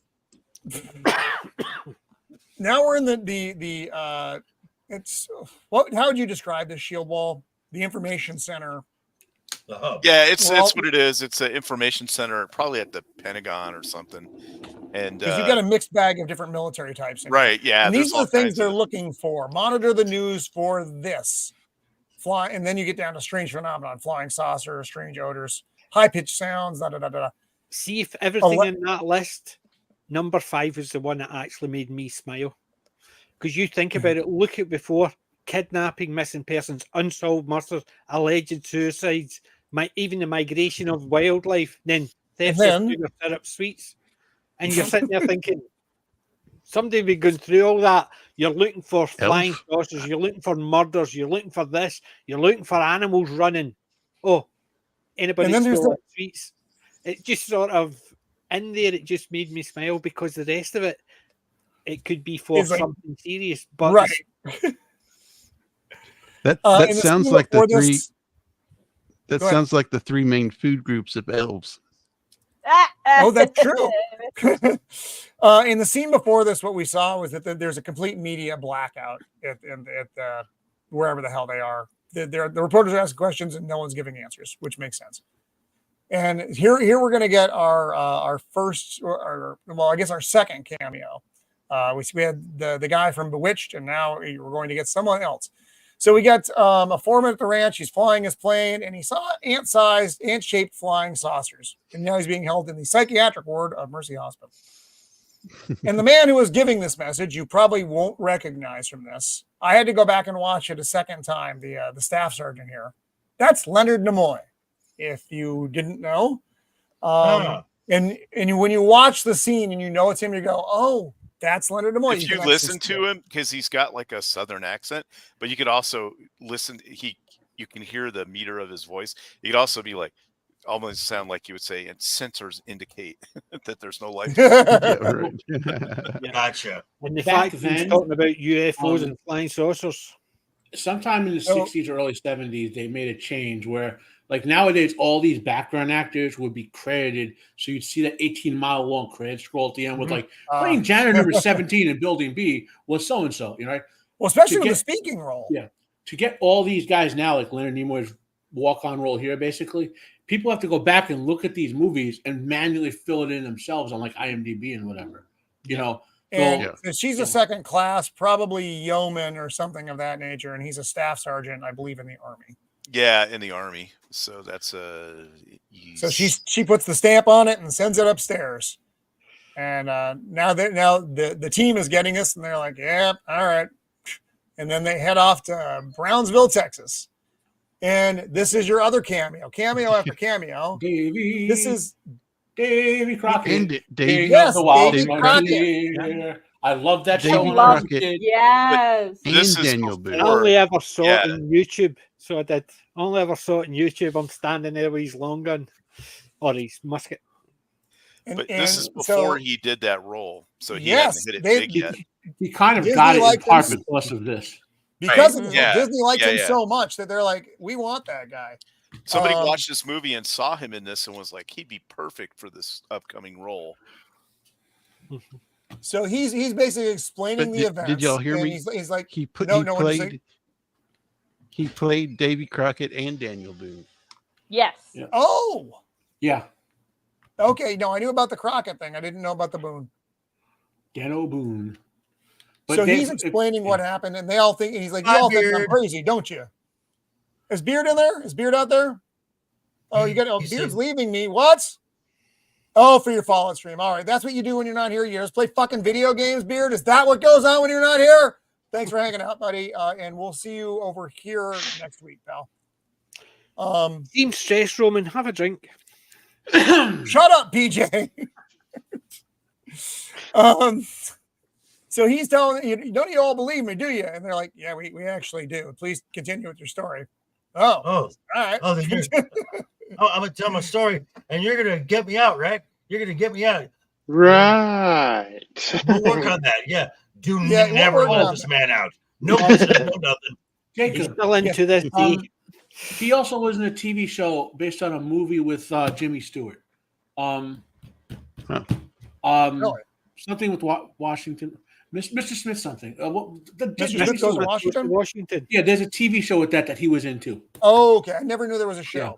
But anyway, so they asked what direction the ants were going. Just fact-finding stuff. James Arness, a few months later. Oh, I forgot about that guy in the nut house. That fucking guy. Oh, my God. No, they forgot. He died in the nut house. He never got out. Yeah. So here comes the doctor. They get all the information they need out of him. And they're like, and the doc's like, oh, I was going to let him go. And he's like, no, you must keep him here. And then he's like, our government needs you to. And if he leaks a word of this or anybody else, we're going to fucking get you, mister. Yeah. So we'll wire you and let you know when he's well and can get out. I was like, fucking federal government, even back then, you fucking assholes. Mm-hmm. That's the look of a Fed telling a guy, you need to keep him in here because he's too dangerous to be outside. Okay. He knows things. He knows. That's things. his only crime. Look at the poor doctor. He knows things. He even threatens the doctor. It's like, he does. We'll hold you responsible. Doc's like, oh, okay, FBI man. So now they're tracking where the ants are probably going, but this is good. They get a transmission that the ants was it the SS Viking? It's like a supply ship, and a nest formed on the ship. This is great. They get the poor guy still there. Fucking ants everywhere eating the dude. He does the scream. Yeah. Fucking ants. It kills the radio guy. I thought that was great. My favorite scene from the movie. That's why I got this done, because that is my favorite scene. It's a great scene, yeah. It is. It's a great scene. Oh, yeah. They're fighting for their lives, and he's still trying to warn people. Imagine if they did 3D with this scene with the ant breaking through and you're in the audience, man. So it was so bloody awesome. Mm-hmm. But it was even the fact is they're fighting for their lives there, and he's got the gun in front of him, but he's still sending out the message because still doing his job. He's still doing his job. He's still doing his fucking job. What was happening? His duty. Yep. Yeah.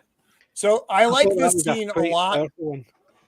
The follow-up scene to that, because there are a lot of questions, and everybody and people are asking questions and getting actually good explanations for the why of things.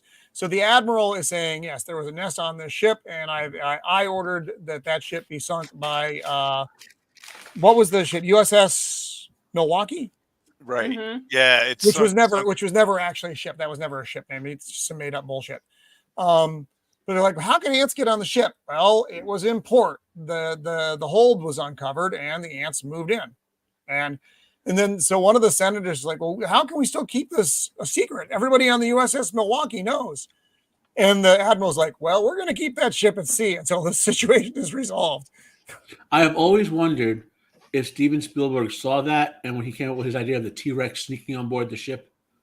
You remember that? In the second movie. Yeah, the second one. That was terrible. It couldn't even fit in the wheelhouse. How did it get in there? I agree with you, but I'm just saying. Yeah. I just always hear these little things. That was that was actually in the Jurassic Park book, the first one, but it was raptors, not. Which raptors make a lot more sense. Yeah, raptors make a lot more sense. little tiny arm T-Rex. Your government at work. Yes. Peter, Yeah, Linkman right. fan site, 100%. Your government at work. So now I think we find out that they track it essentially. There's Mount Wilson, which is north of LA, and so they make their way to Los Angeles. And there was a sugar heist. There was a big sugar heist, like 40 tons or something like that. Yeah. 20 tons, I think. 20 tons. It was a lot of fucking sugar. 40. I loved this transition in this scene. You have the train coming, and then the train goes behind the boxcar, and then you have all this shit going on behind the boxcar. Just transitionally, from a viewer, I thought it just looked really smooth, really nice. And then you get this boxcar all blown out here, just great. And now the policeman is in civilian attire at this point. Nobody working for on a Sunday. Plain clothes. He's in plain clothes. Yeah. He's actually in off-duty clothes. So they're holding the security guy who was in charge of watching because he didn't hear anything. This much sugar. They had taken trucks and blah blah blah. So we're holding him. And as they're getting ready to go, he's like, "Hey, so are you going to tell me what's going on from coming in my day off?" And he's like, "Yeah, he's got a sweet tooth, a little bit of humor." They just drop little bits of humor. Here's the poor guy. He's. I'm trying to remember what he was in. Who? You can hear it from his voice as well. Yeah, he played quite a big role. Yeah, in something. He's got that southern accent thing. Oh my God! He sort of played it with not a lisp, but almost like a speech impediment. The way you can see he's very hey there. I'm kidding. Yeah, but here, a sugar ring or what did he say? It was something about a black market. Yeah, there's not a lot of thing before black market sugar. Yeah, and he's pissed when he's saying it. The delivery on it is really good. He's very angry when he's saying those lines. Like, what are you talking about? There's no black market for sugar. But he became a quite a well-known big actor, but I can't remember his name. He played a part. He had an accent and a slight speech impediment when he was speaking. And one of these days I'll remember. Every time I see it, I keep on thinking, who's that? But I never check. I got nothing. Wait, what the prison movie? The guy escaped. It wasn't Jimmy Conn. It was it McQueen? Not the Great Escape. Or are you talking not Escape from Alcatraz? No, it was he was on a chain gang in the South and he escapes. Yes. I got he played the warden. Yes. What we have here is a failure to communicate. People. It's the God, Cool Hand Luke. Yes, that's it. That's it. Yeah, he played the governor. That was him. Yeah. Because yes. Wow. So I didn't get the clip, but Peterson just came out of the room with the grieving wife. They found her husband's body. He had the car and he crashed and he died. And the doc's like, this wasn't from the crash. Like full of acid. That acid. Yeah, and they had 2 children and they are missing. Mm-hmm. And this is the wife, and she's like, "Oh, he was a good dad," and she does a good job with this. The way the lines are written, she's going back on all the good dad stuff he did, and he couldn't spend a lot of time with them because he had to work so much, blah blah blah blah blah, and talking about he would take them to this and take them to that, and she actually doesn't remember the key thing though. Mm-hmm. Yeah. And so then we go to the cops. They want to interview everybody they pulled over, who got arrested that day. It's like some drunks and a speeding ticket. This whole scene right here reminded me of that game LA Noire. Yes, exactly. Yeah, you have to interview people and stuff. Very good police work. And that rail yard is in LA Noire too. There's a thing in the rail yard, and that map too. Is it? Yes, I love that game. And this scene's really good because they're talking about where they found the car. Is it near a park? And it's not near anything that they're trying to. It's like, well, there's this over here, but that's just as far away from as the other park is. Mm-hmm. So that you're trying to figure out where this guy was, and they can't they can't do it based on what the wife's retelling of what he did with the kids. Yeah, this was Like, looking well, for fuck. parks Fancy, and playgrounds. and stuff. The railroad watchman, the railroad watchman, Dub Taylor. He acted from 38 to 94. Wow. And he was in a ton of things. Oh yeah, he was on one of those guys and everything, TV and movies and. Hey guys, I got to bounce. Okay, Oh, Sammy. is it gooch time? It is gooch time. Take care, Sammy. Copy. All right, Sammy. You got anything else coming up, buddy? Or No, not really. It's just same as just regular schedule. Just being on other people's shit. Made It's the all rule the good fire time with for you, us, bud. Sammy. Will do. Like I said, great pick. I enjoyed revisiting this movie. cool, Sammy. All right, well, see you next week, buddy. Bye, guys. Later, Sammy. Later. And around. So the drunks here were hilarious.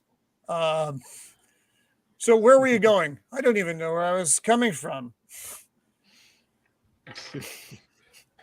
Then the other one talks about informal social gatherings, and it was just like, knock it off, you two. And he gets nothing out of them. So there's like one more guy they need to go. Oh, the woman, great. The speeder. Yeah, I was Visited a hanging sick out with friend. someone. I was visiting a sick friend. I'd rather not say because he's married. Uh-huh.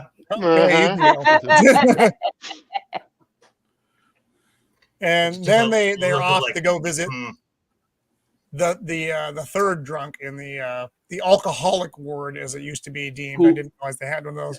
And that dude who we're about to see, he's been in like over 100 movies or something like this. This guy, yes. Yes, that was another one. It was actually a good character actor in a few things. His last role, this is like his second to last role. So it was in the original Blob. He's the old man that got eaten. Oh, wow. Yeah. That's cool. Now, there's a movie, The Blob, second favorite horror. Oh, that's a great one, yeah. Yeah. So what they get from him is that he sees big fucking ants coming out at night down in the aqueduct. But the way they get there is pretty hilarious. He's like, I'll tell you, if you let me back in the army as a sergeant, you buy all the booze. And then he just starts singing and being a fucking weirdo. Sergeant of the booze. Sergeant of the He's booze. like, put me in charge Sergeant of the booze. He also died a couple years after this, like literally, right around the same time that Gwen died. So. Oh wow. Yeah.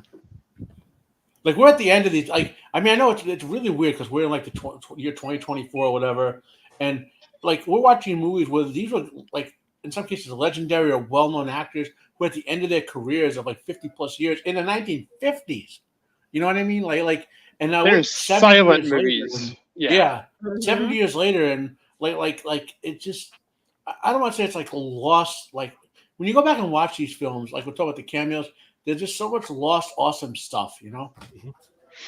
Modern filmmaking, certainly. There's also the aspect of it when, as you were saying about at the end of their career, they're just getting wee bits. It's almost a case of they became forgotten, so they had to take these wee bits.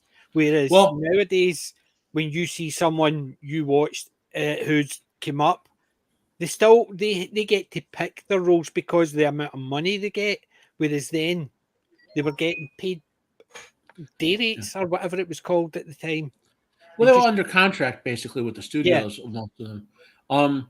Gwen, who played the professor, he wanted this role big time. Right? Mm-hmm. Like for some reason, I don't remember the reasoning, but he fought to get this role. You know.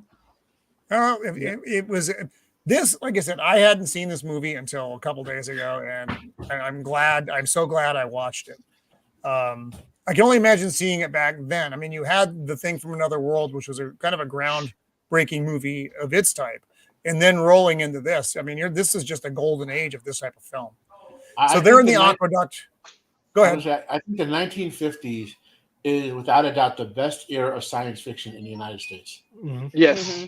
I agree. Yeah. So down in the aqueducts, because they saw that there were big fucking holes down there that would be a nice invitation to the ants. And, where's the hospital? There's the hospital. And they start walking around. They discover this little plane, and they radio back, did this belong to the kids? They're walking around. Tire marks The dude had new tires on his car, so this matches up. Just the level of investigative work, right? throughout this whole movie is so good. And even the fact that they're trying to match it up, but not actually saying this must be him because they're basically saying new tires. They sort of it looked as if they're new tires, so it could be. They weren't actually saying there's a plane, there's tires, it must be here. They're sort of trying to work it out, but they're not actually being definitive. They're just being curious. Right, because that's why they don't assume they know everything. No. But I liked how they got here. It took a series of events for them to get here. From interviewing the witnesses to the location of the hospital, to talking to the drunk, to looking out the window, and then showing up here. They didn't just make the assumption, where would the ants go? Like they might in modern filmmaking. Is that the aqueduct or the river? Well, it's the aqueduct. It's the same thing. They cemented up the river. Oh, yeah. Yeah, but the aqueduct is brings water to LA, right? No, it's still. I mean, pretty much the same way as it looks in this movie. So that is constructed so that the rivers that normally run through there don't suffuse the groundwater and when they rise as the water comes from the hill, so to speak, it can be flooded straight to the sea and not turn LA into swampland or California into swampland, basically. Right. So they find another print, and then they start asking questions. Well, they were here. He got attacked and made it out. What would have happened to the kids? And then Ben's like, maybe they ran in here. And then they find how far do these things go? And this is when it becomes Whitmore's movie. Whitmore is the main character of this movie. I love his role in this. As a child, it was so awesome to see a dude do that for. So I'm part of this, as I said, and to see a dude step up like that for not even his own kids or whatever, in a movie, it's so awesome. So we find out that yes, they did have that plane, and it was the same color. So they're like, yeah, this is our spot for sure. And they have, of course, the ant mark, the ant track. Here's where the briefing happens, and I thought this was good. They basically they're shutting down the radio, or they're doing a public broadcast with the military saying, "Hey, there's big fucking ants. We're declaring martial law." That's going to war. Be calm. Be calm. Be calm. Yeah, right. There's a curfew, and this is everybody's standing there watching, and it's like, wow, that's nuts. And then the army starts coming through. So you know how we were worried about communists and Nazis invading us for the past 2 decades? Turns out it's actually giant ants. It's like, right. I would prefer the giant ants. Yep. Agreed. See, I love this scene. Yep. The guy doesn't want to let him through. Exactly, because she didn't have the pass. End of story. Even when he was told, just leave it. But she doesn't have a pass. And I thought it was very well done, because it was nowadays you imagine if she would just drive up, open the door. Sorry, I knocked my mic over. I'm Scottish. I talk with my hands like an Italian. I'm half Italian as well, so I'm screwed. But the fact is, nowadays you see it, they would drive up and he would open the door, yet nobody's told him. But in this one, he's basically saying no. What is that sound? Realistic. Who's Shield walls the one that actually went in fire? So he's eating chips. The ants are going to come for you. If you look in the background, see the dude in the background with his hand over his head? That's not something you would be directed to do. He's actually, as an actor, trying to play a role of someone who's trying to see what's going on. Keep the light out of his eyes and all that, view what's going on. That's probably another guy who was in the military. You know what I mean? Who says we wouldn't just sit here like lumps. We'd try to keep alert.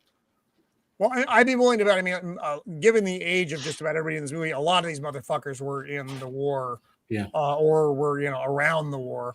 Well, that's what I said. The extras they got for the flamethrower teams were flamethrower operators during the war. So it's probably the same idea where a lot of the extras were ex-military anyway. This guy's just like, why not flood it with gas and set it all on fire? And then I don't remember if it's FBI. That's the Mando solution, guys. That's the Mando. That's the Mando way out. How does Mando kill lions? She sets them on fire. So so it's either FBI or Ben says, well, there's 2 kids down there, and the guy's like, what? We're gonna risk everybody's lives for 2 kids? And I think it's Ben says, why don't you ask her? And points over to the mom. Yeah, why don't you ask the mother? You know what? Just over Yeah. But and he's like, but still but still that math doesn't math. No, the good of the many outweighs the good of the few, or the one. But burning 2 kids alive does not make good cinema in 1954. Right. Well, plus the amount of gas you need to flood that underground. Oh, yeah, that'd be tremendous. You blow up the whole fucking city. Well, let's import all the oil from couldn't Texas. do it because Disney didn't make this movie. And at this point, I think that one of them asked, well, why don't we use the same gas again? And they're like, no, it'll kill everyone in the city. Yeah. It can They got to go manually and hunt them down. So you got to go in. And that's what they do. They just drive in and they start looking. It's the fact as well, they separate as they're getting to the tunnels. It's not just one goes one way and the rest continue on, because they know there's splits in other tunnels further down. You see the whole thing splitting up, 4 or 5 going down one, 2 or 3 going down another, because they know there's 3 tunnels. And it's things like that was so well done. Yeah, I thought this underground or the in-tunnel filming was really well done. Just more of that same type of stuff. So he hears, for whatever reason, they had paused here, and he can hear a banging. So he puts a radio call in for everybody to kill their engines so he can actually fucking hear. Again, good stuff. Very realistic. Kill the engines, kill the engines. And then he crawls up. He's like, where's this thing go? And there's some new construction going on. So puts the flamethrower on, and you can see that there's something down there. He's asking them, try to, figure out where we're on the grid this is and power it up so there can be light. There's a little bit of disbelief here because I don't know how strong Ben was, but he's having to bend out rebar with his hands. So he's called the kids now. They know the kids are here. He's like, hey, Jimmy and Timmy or whatever their fucking names are you in there? And they're like, yeah, there's big fucking ants. And so he makes his way through the tunnel. And like I said, there's rebar here, which he bends out of the way. Which it only bends one. Yeah. Because the ants are pinching my cheek. Hurry. There's a lot of fucking rebar here. No, I'm not. I think it only bends one out the way to get past. So because as you see them getting the kids getting in, they're crawling through the bits that he couldn't fit through with his flamethrower. That scene there as well. Look at the 2 of their faces, the 2 kids. Yeah, look at that. Look at the face. He's just vacant, and the other one is pure terror. Terror. Yep. Like shock and terror. Yeah. That's what I'm saying. From the 3 kids in this movie, they played it so well that one being vacant, the other one being in pure terror is chalk and cheese, but it's worked so well because not everybody will act the same way. Yeah, like you can have the same stimulant, but like different people react very differently to a similar stimulant. Yeah. Well, I mean, kind of like booze. As a child, this is why as a child. That's from the psychology of it, right? Either they are good actors or they threaten to take their toys away. Yeah. Well, knowing the film at the time, they probably had a bunch of like dogs barking at the kid actors for like an hour before. Just terrifying things to fuck them up. No, they basically said they were going to sell their contracts to Disney. Yeah. Through the psychology at play, children have I guess you would say, a genetic need to be protected. That's one of the reasons they cry. Or act their emotions out. So the protective adults can say, holy crap, some lion is about to eat my kid, and Mando's not here to burn the lion. So, So Ben cooks the fucking ants, tells the kids, "Come here," and he's getting them out through go back. That little shadowing thing when you see the shadow of the ant, that is such a great scene. Mm-hmm. Like there's foreshadowing that Ben's gonna get it. You know what I mean? Like that's not gonna be a clean escape as it seems. Like, right. And that's what I thought when I saw it. Yeah. So here comes the ants. Ben's shoving the kids up into the tunnel, and then he's trying, and then no, that's it for Ben. The death of the hero, and in effect, that's what it was. Because I believe it or not, I actually love that clip because I actually cut that clip out and have it on my channel because it's the death of the hero. And the thing is, apart from going over to speak to him and he's saying, "Are the kids okay? Yeah, they're out." Then he's basically he's lying there. Yeah, and so they're shooting the ants. I don't know what the fuck happened there. And then and this is where a bad clip on my part. I don't know if I have it. They're right here. He's asking, "Did the kids make it?" Yeah. Oh, and then he dies. Yeah. That's a great death. Effectively gets up and walks away because there's nothing he can do, and he's still got a job to do. Yeah, nope. And this, the look that he gives the guy, that's basically resignation that he's gone, and you just have to continue. And Ben was with him since the beginning of the movie too, you know. Yes, and he's like, this could have been me. I could have won the one in, and Ben could have won. Like this. That's also at play, like the way he's presenting the scene. When I was a kid, and I saw this happen when he got killed. I couldn't believe that they killed him. Like, no, that which was also good. You don't, you just keeping people alive because they're part of the main cast. Yeah, they didn't feel the need to do it. I'm glad they killed him because it added another level of realism to the movie. It did. It's an earned death. It's a death that's earned.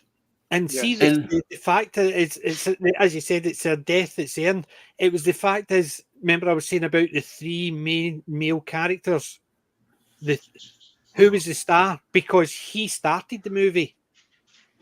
But he didn't make it. Yes. Another one, the other two didn't start the movie, but made it to the end. But who was the hero? He was. But who was the star? The three of them. But it was one of those things. Yeah. You didn't know who the main character in that movie was, and that's what worked very well. There wasn't one guy. There wasn't one girl. There was basically the group. And as far as go ahead. A call back to that line I said before about we only have a close look maybe the beginning of the end of us.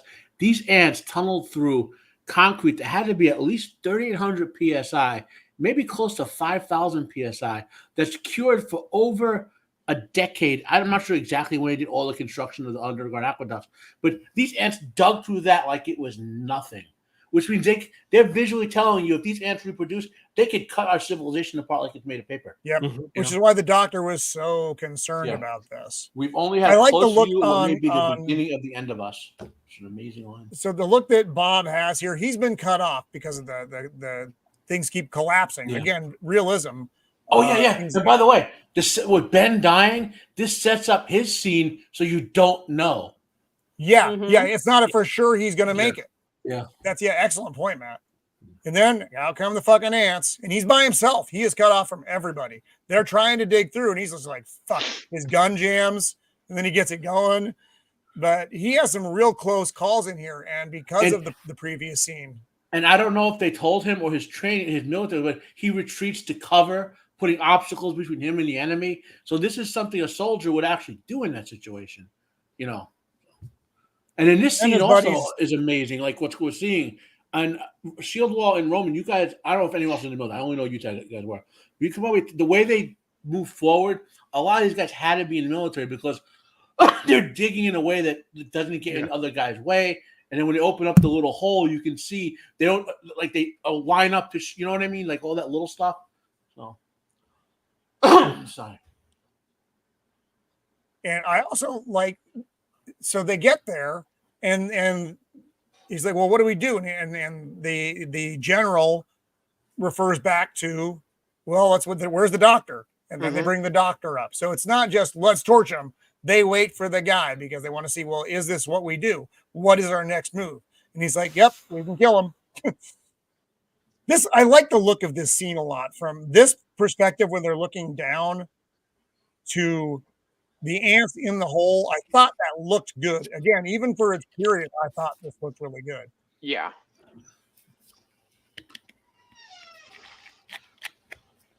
And they get to go ahead and the little there where he's got his suit cut.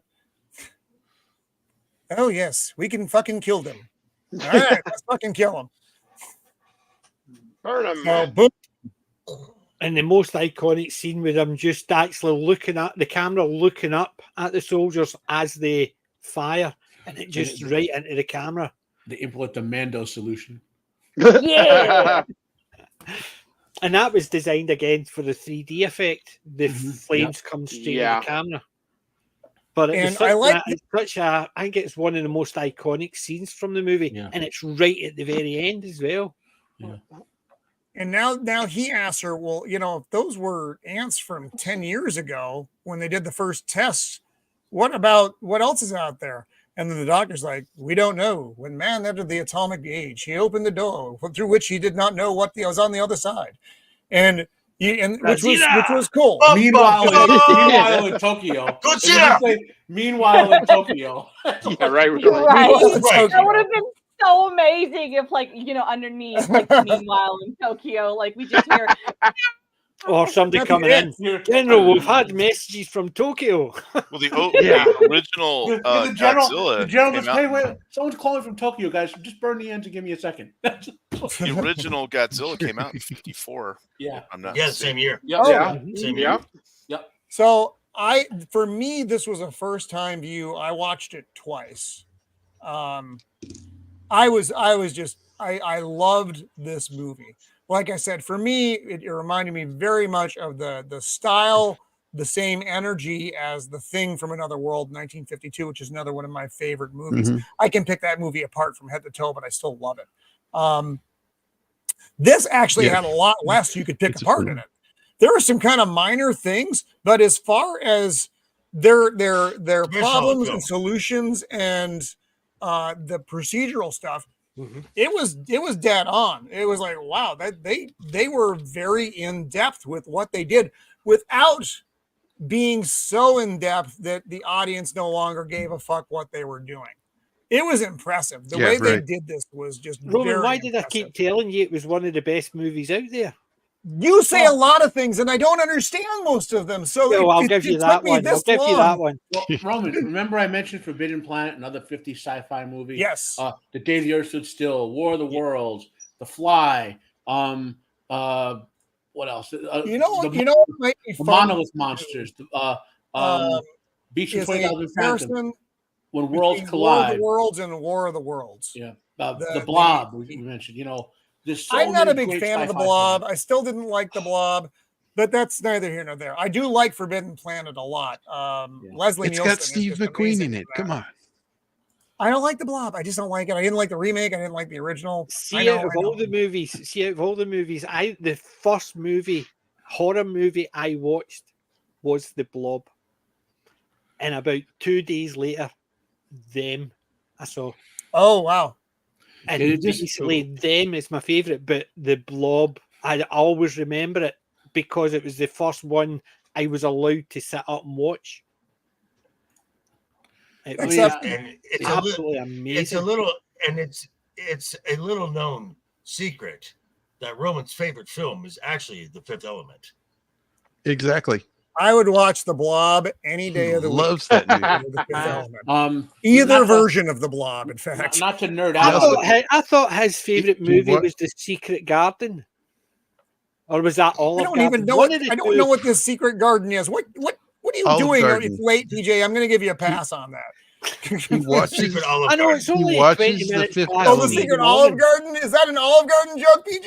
Is that what that was? Are you speaking an Olive Garden joke? The Secret Joker figured that out. I didn't figure that out. That is an insult, and it was cruel. So, all right. So, but it was also Roman, that's why you missed Roman it. watches The Fifth Element. Roman watches The Fifth Element while listening to Journey, eating breadsticks. The stream we deserve. The stream you deserve. Yes. All right, so we're gonna wrap up here because I do need to get moving along. But PJ, I want to say thank you so much for hanging out with us, Roman, all of the guests, because it's pleasure. It's the wee hours of the morning over there. So let's go around. It's only 3:20, and I'm off in the Pat and Mick. So, oh my God, oh, Lord. So we'll go around, and then we will hop out of this thing. Shield Wall, my good friend, what do you got coming up? Thanks for having me on. This was a great movie. Loved it. Really good sci-fi from the 50s. Let's see what I got coming up. Next Tuesday, I'll be on Jacob Ironside's show, and we'll be doing X-Files. So tune in for that. And then next Thursday, we got, I think it's your birthday stream or whatever, right? It is. Yes. All right. That's going to be there weird. for I'm that. looking forward to that. But yeah, we had some great guests. It was great to be on here with Blair to Blair again, and PJ maybe and Gourd. So awesome time. Right on. Joker voice. Oh, speaking of Joker, I'm going to throw one at you before we go into your thing. Did you watch the new Batman show on Amazon? No. Nope. I have just. I'm going to give you a heads up. Don't watch the new Batman show on Amazon. Yeah, right. Really? Yeah. Watch 2 episodes. That's all I could get through. It's. That's all I we need. can go That's into all I that need. another time, but damn. Is that the one with the female penguin? Yes. It is. Yeah. Yeah, there's a lot of things wrong with it. We don't have time to deal with all the things that are wrong with that show. I just wanted to see if Joker had seen it and give him a warning if he hadn't, because it fucking blows. So what do you got coming up, buddy? Next week on Tuesday, doing these stream with Legion Talk. We'll be going over the season finale of season 2 of House of the Dragon. Wednesday, you can catch Matt and myself along with Left Eye Ego, Duke Kid Devil 95, and Legion Talk again, as we will be talking about the current state of the WWE, as this weekend is their second largest show of the year. SummerSlam on Wednesday night is overbooked. Mm-hmm. And next Thursday, we will be here for the Roman Has Not Died stream with plenty of scissors and breadsticks, simulcasting directly live from Olive Garden. Oh, no, we will not be. I can say that very say no, we won't. And they can sing happy birthday to him too. Please, Yes. no, Yes. no, on the road. No. And the happy and the happy birthday will be sang by the Blue Lady from Fifth Element. Ah, yes. Diva Laguna. Fuck my life. Blair, what do you have coming up, my good friend? Next Monday, Blue Collar Creative may have a show on Monday. I'll be on there with you. Yeah, that's right. We do have a show on Monday. Oh, yes, yep, he's talking about that. Starting that back up and again. I can drink again. Woo! Next your birthday, I'm gonna pop in, say hi on your birthday stream, and then I need to get with Sammy. We wanted to talk about the movie called The Apple. We talked about The Apple. 1980 something. It was the one where the Golden Globe, the guy almost jumped out of a window because it was such a financial disaster. He almost committed suicide over it. All right. It's something else. It's something to behold.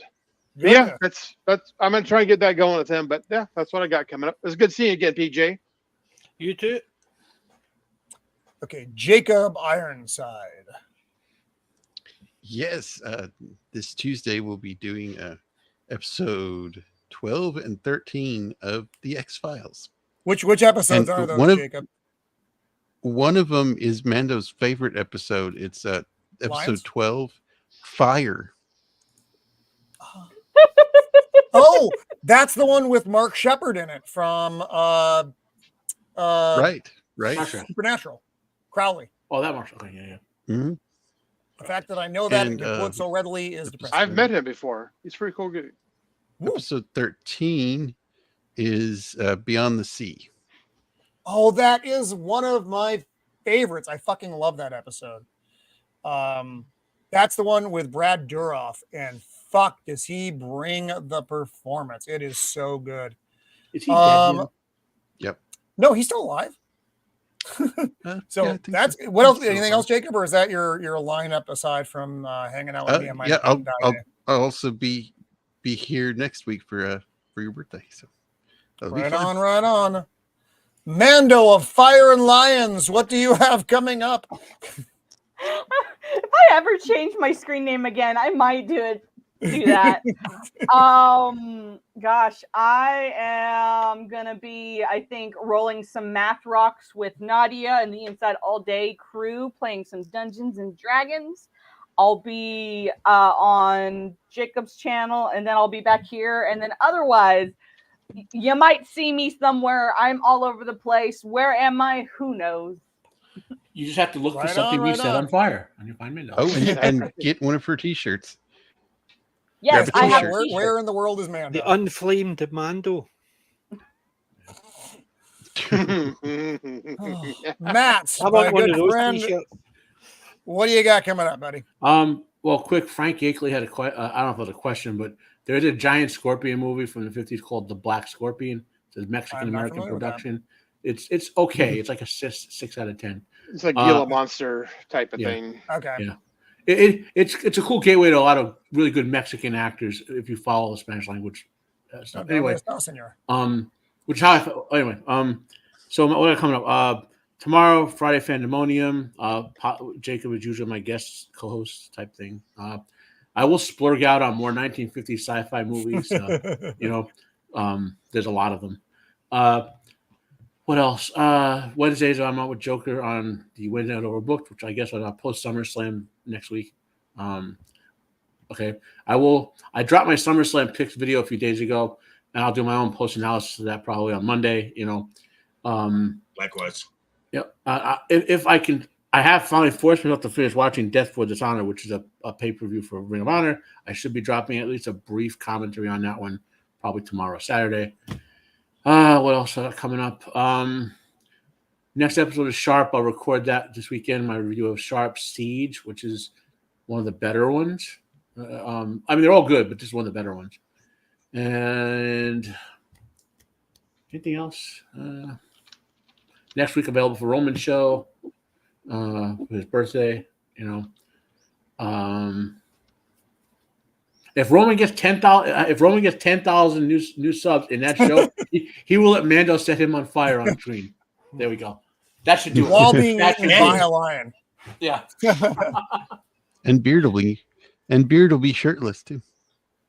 And Beard will be shirtless. And we'll do a stream on the Fifth Element. Roman, if we hit 500, I'll do the Fifth Element. Oh, there we go. What was that, there PJ? we go. I said, I'm writing it down. Said when you hit 1,000 subs, you were going to broadcast from Olive Garden. whoa, that's a bit heavy. That's a bit heavy. You told me. But if we hit 500, if we get to the big 500, I will do a Fifth Element stream. We are 38 away from 500, so you need to start pimping out there, folks.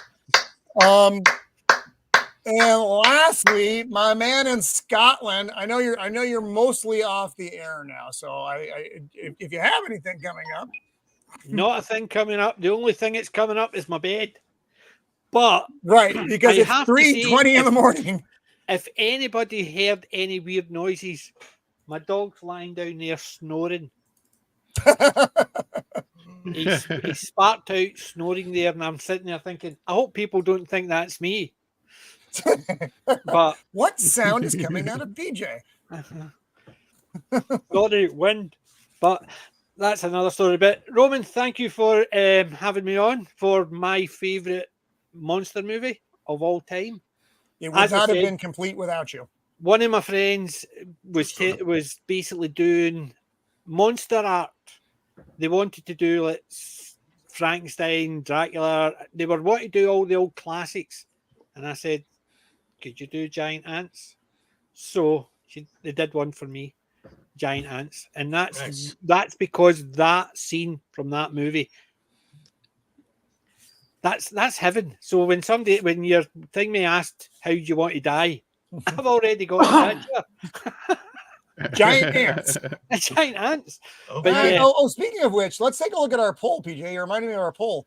Would you rather be eaten by giant ants? Is at 57%, regular size ants still at 4%, medium sized koala at 25%, actually doing pretty well, and a tortoise a lowly 14%. So giant ants did win at 57% on the poll. If you've ever fallen, fallen, but thank you for having us on, and nice to talk to you again, Blair, Shield, and Jacob. And it was lovely to meet you, Joker. Eventually, although we was in Vegas, I missed next time. And Mando we kind of did. We kind of met. I sort of, yes. I mean, you were having maybe another time I'll be on, but only if I get insomnia. You were having to rescue someone from themselves. Roman, you were on see, fire we that were going, night. but dude, there was 2 of us taking a drunk home, and it took us ages to walk that. You were on fire, man. I was really drunk, and actually I blame Nadia for a good percentage of that. So that being the case, we're going to roll out. I want to thank you. I thank our guests so much, Blair to Blair, the Gourd King, and my good friend from the other side of the pond, PJ Maybe. And to our regulars, of course, always, you guys bring it every single week. You make fun of me, and that's what makes this show fun. Our fantastic chat tonight. You guys, again, always bringing both informative, whimsical, and mildly offensive comments, and that's what we like to hear from you. So you will find us, as always, next week here, Thursday at 5 Pacific Standard. Next week is a special event stream. It is my I Did Not Die day. It's actually on that day. It's not even like some made up I'm streaming, because that's my day. So we're going to have a bunch of guests on. Let me rattle off the guests for you here, because we have actually quite a few. It's a really nice list, and we're just going to be rotating people through. Nadia is going to be here. Squeak a Mouse, that 70s rock fan from another good friend from Scotland. Left Eye Ego, Subtle Deviancy, the man who leaves all the mean tweets. Lance, our friend, the author. John, my son. Josh from Popped by Culture. Dempsey, and then our usual cast of misfits. So we have a nice group rotating through next week, and it's going to be a lot of fun. I will be on with Ryan Roger Athe for Real Something Music on Saturday, or on Sunday, I should say, at 1. What is it called? My brain's not working right. Real Something Music. Anyway, it's me, Dempsey. Some other musicians are going to be on with Ryan talking music at 1 Pacific Standard over on his channel. I'm recording with Pops tomorrow. We're going to be doing another Old Men Yelling at Cloud show. Those are a lot of fun to do. Cool. And then I think it's Thursday. Next week, we're doing the I Didn't Die stream. And then we'll see what happens after that. We've got some stuff to discuss, me and the gang. So thank you all for joining us. This was an awful lot of fun. And be sure to practice your Wilhelm screams. You never know when you'll need it. And subscribe to Roman. Subscribe to Roman. Remember, we get the 500. Get your friends. We do. Get them over the fifth element. Hit that subscribe button, because we're trying to make his subscribers the same as his age. Oh, so he needs over 9,000. That was unkind, but very accurate. So, thank you all for joining us. Please like and subscribe. And until next time, that's impossible.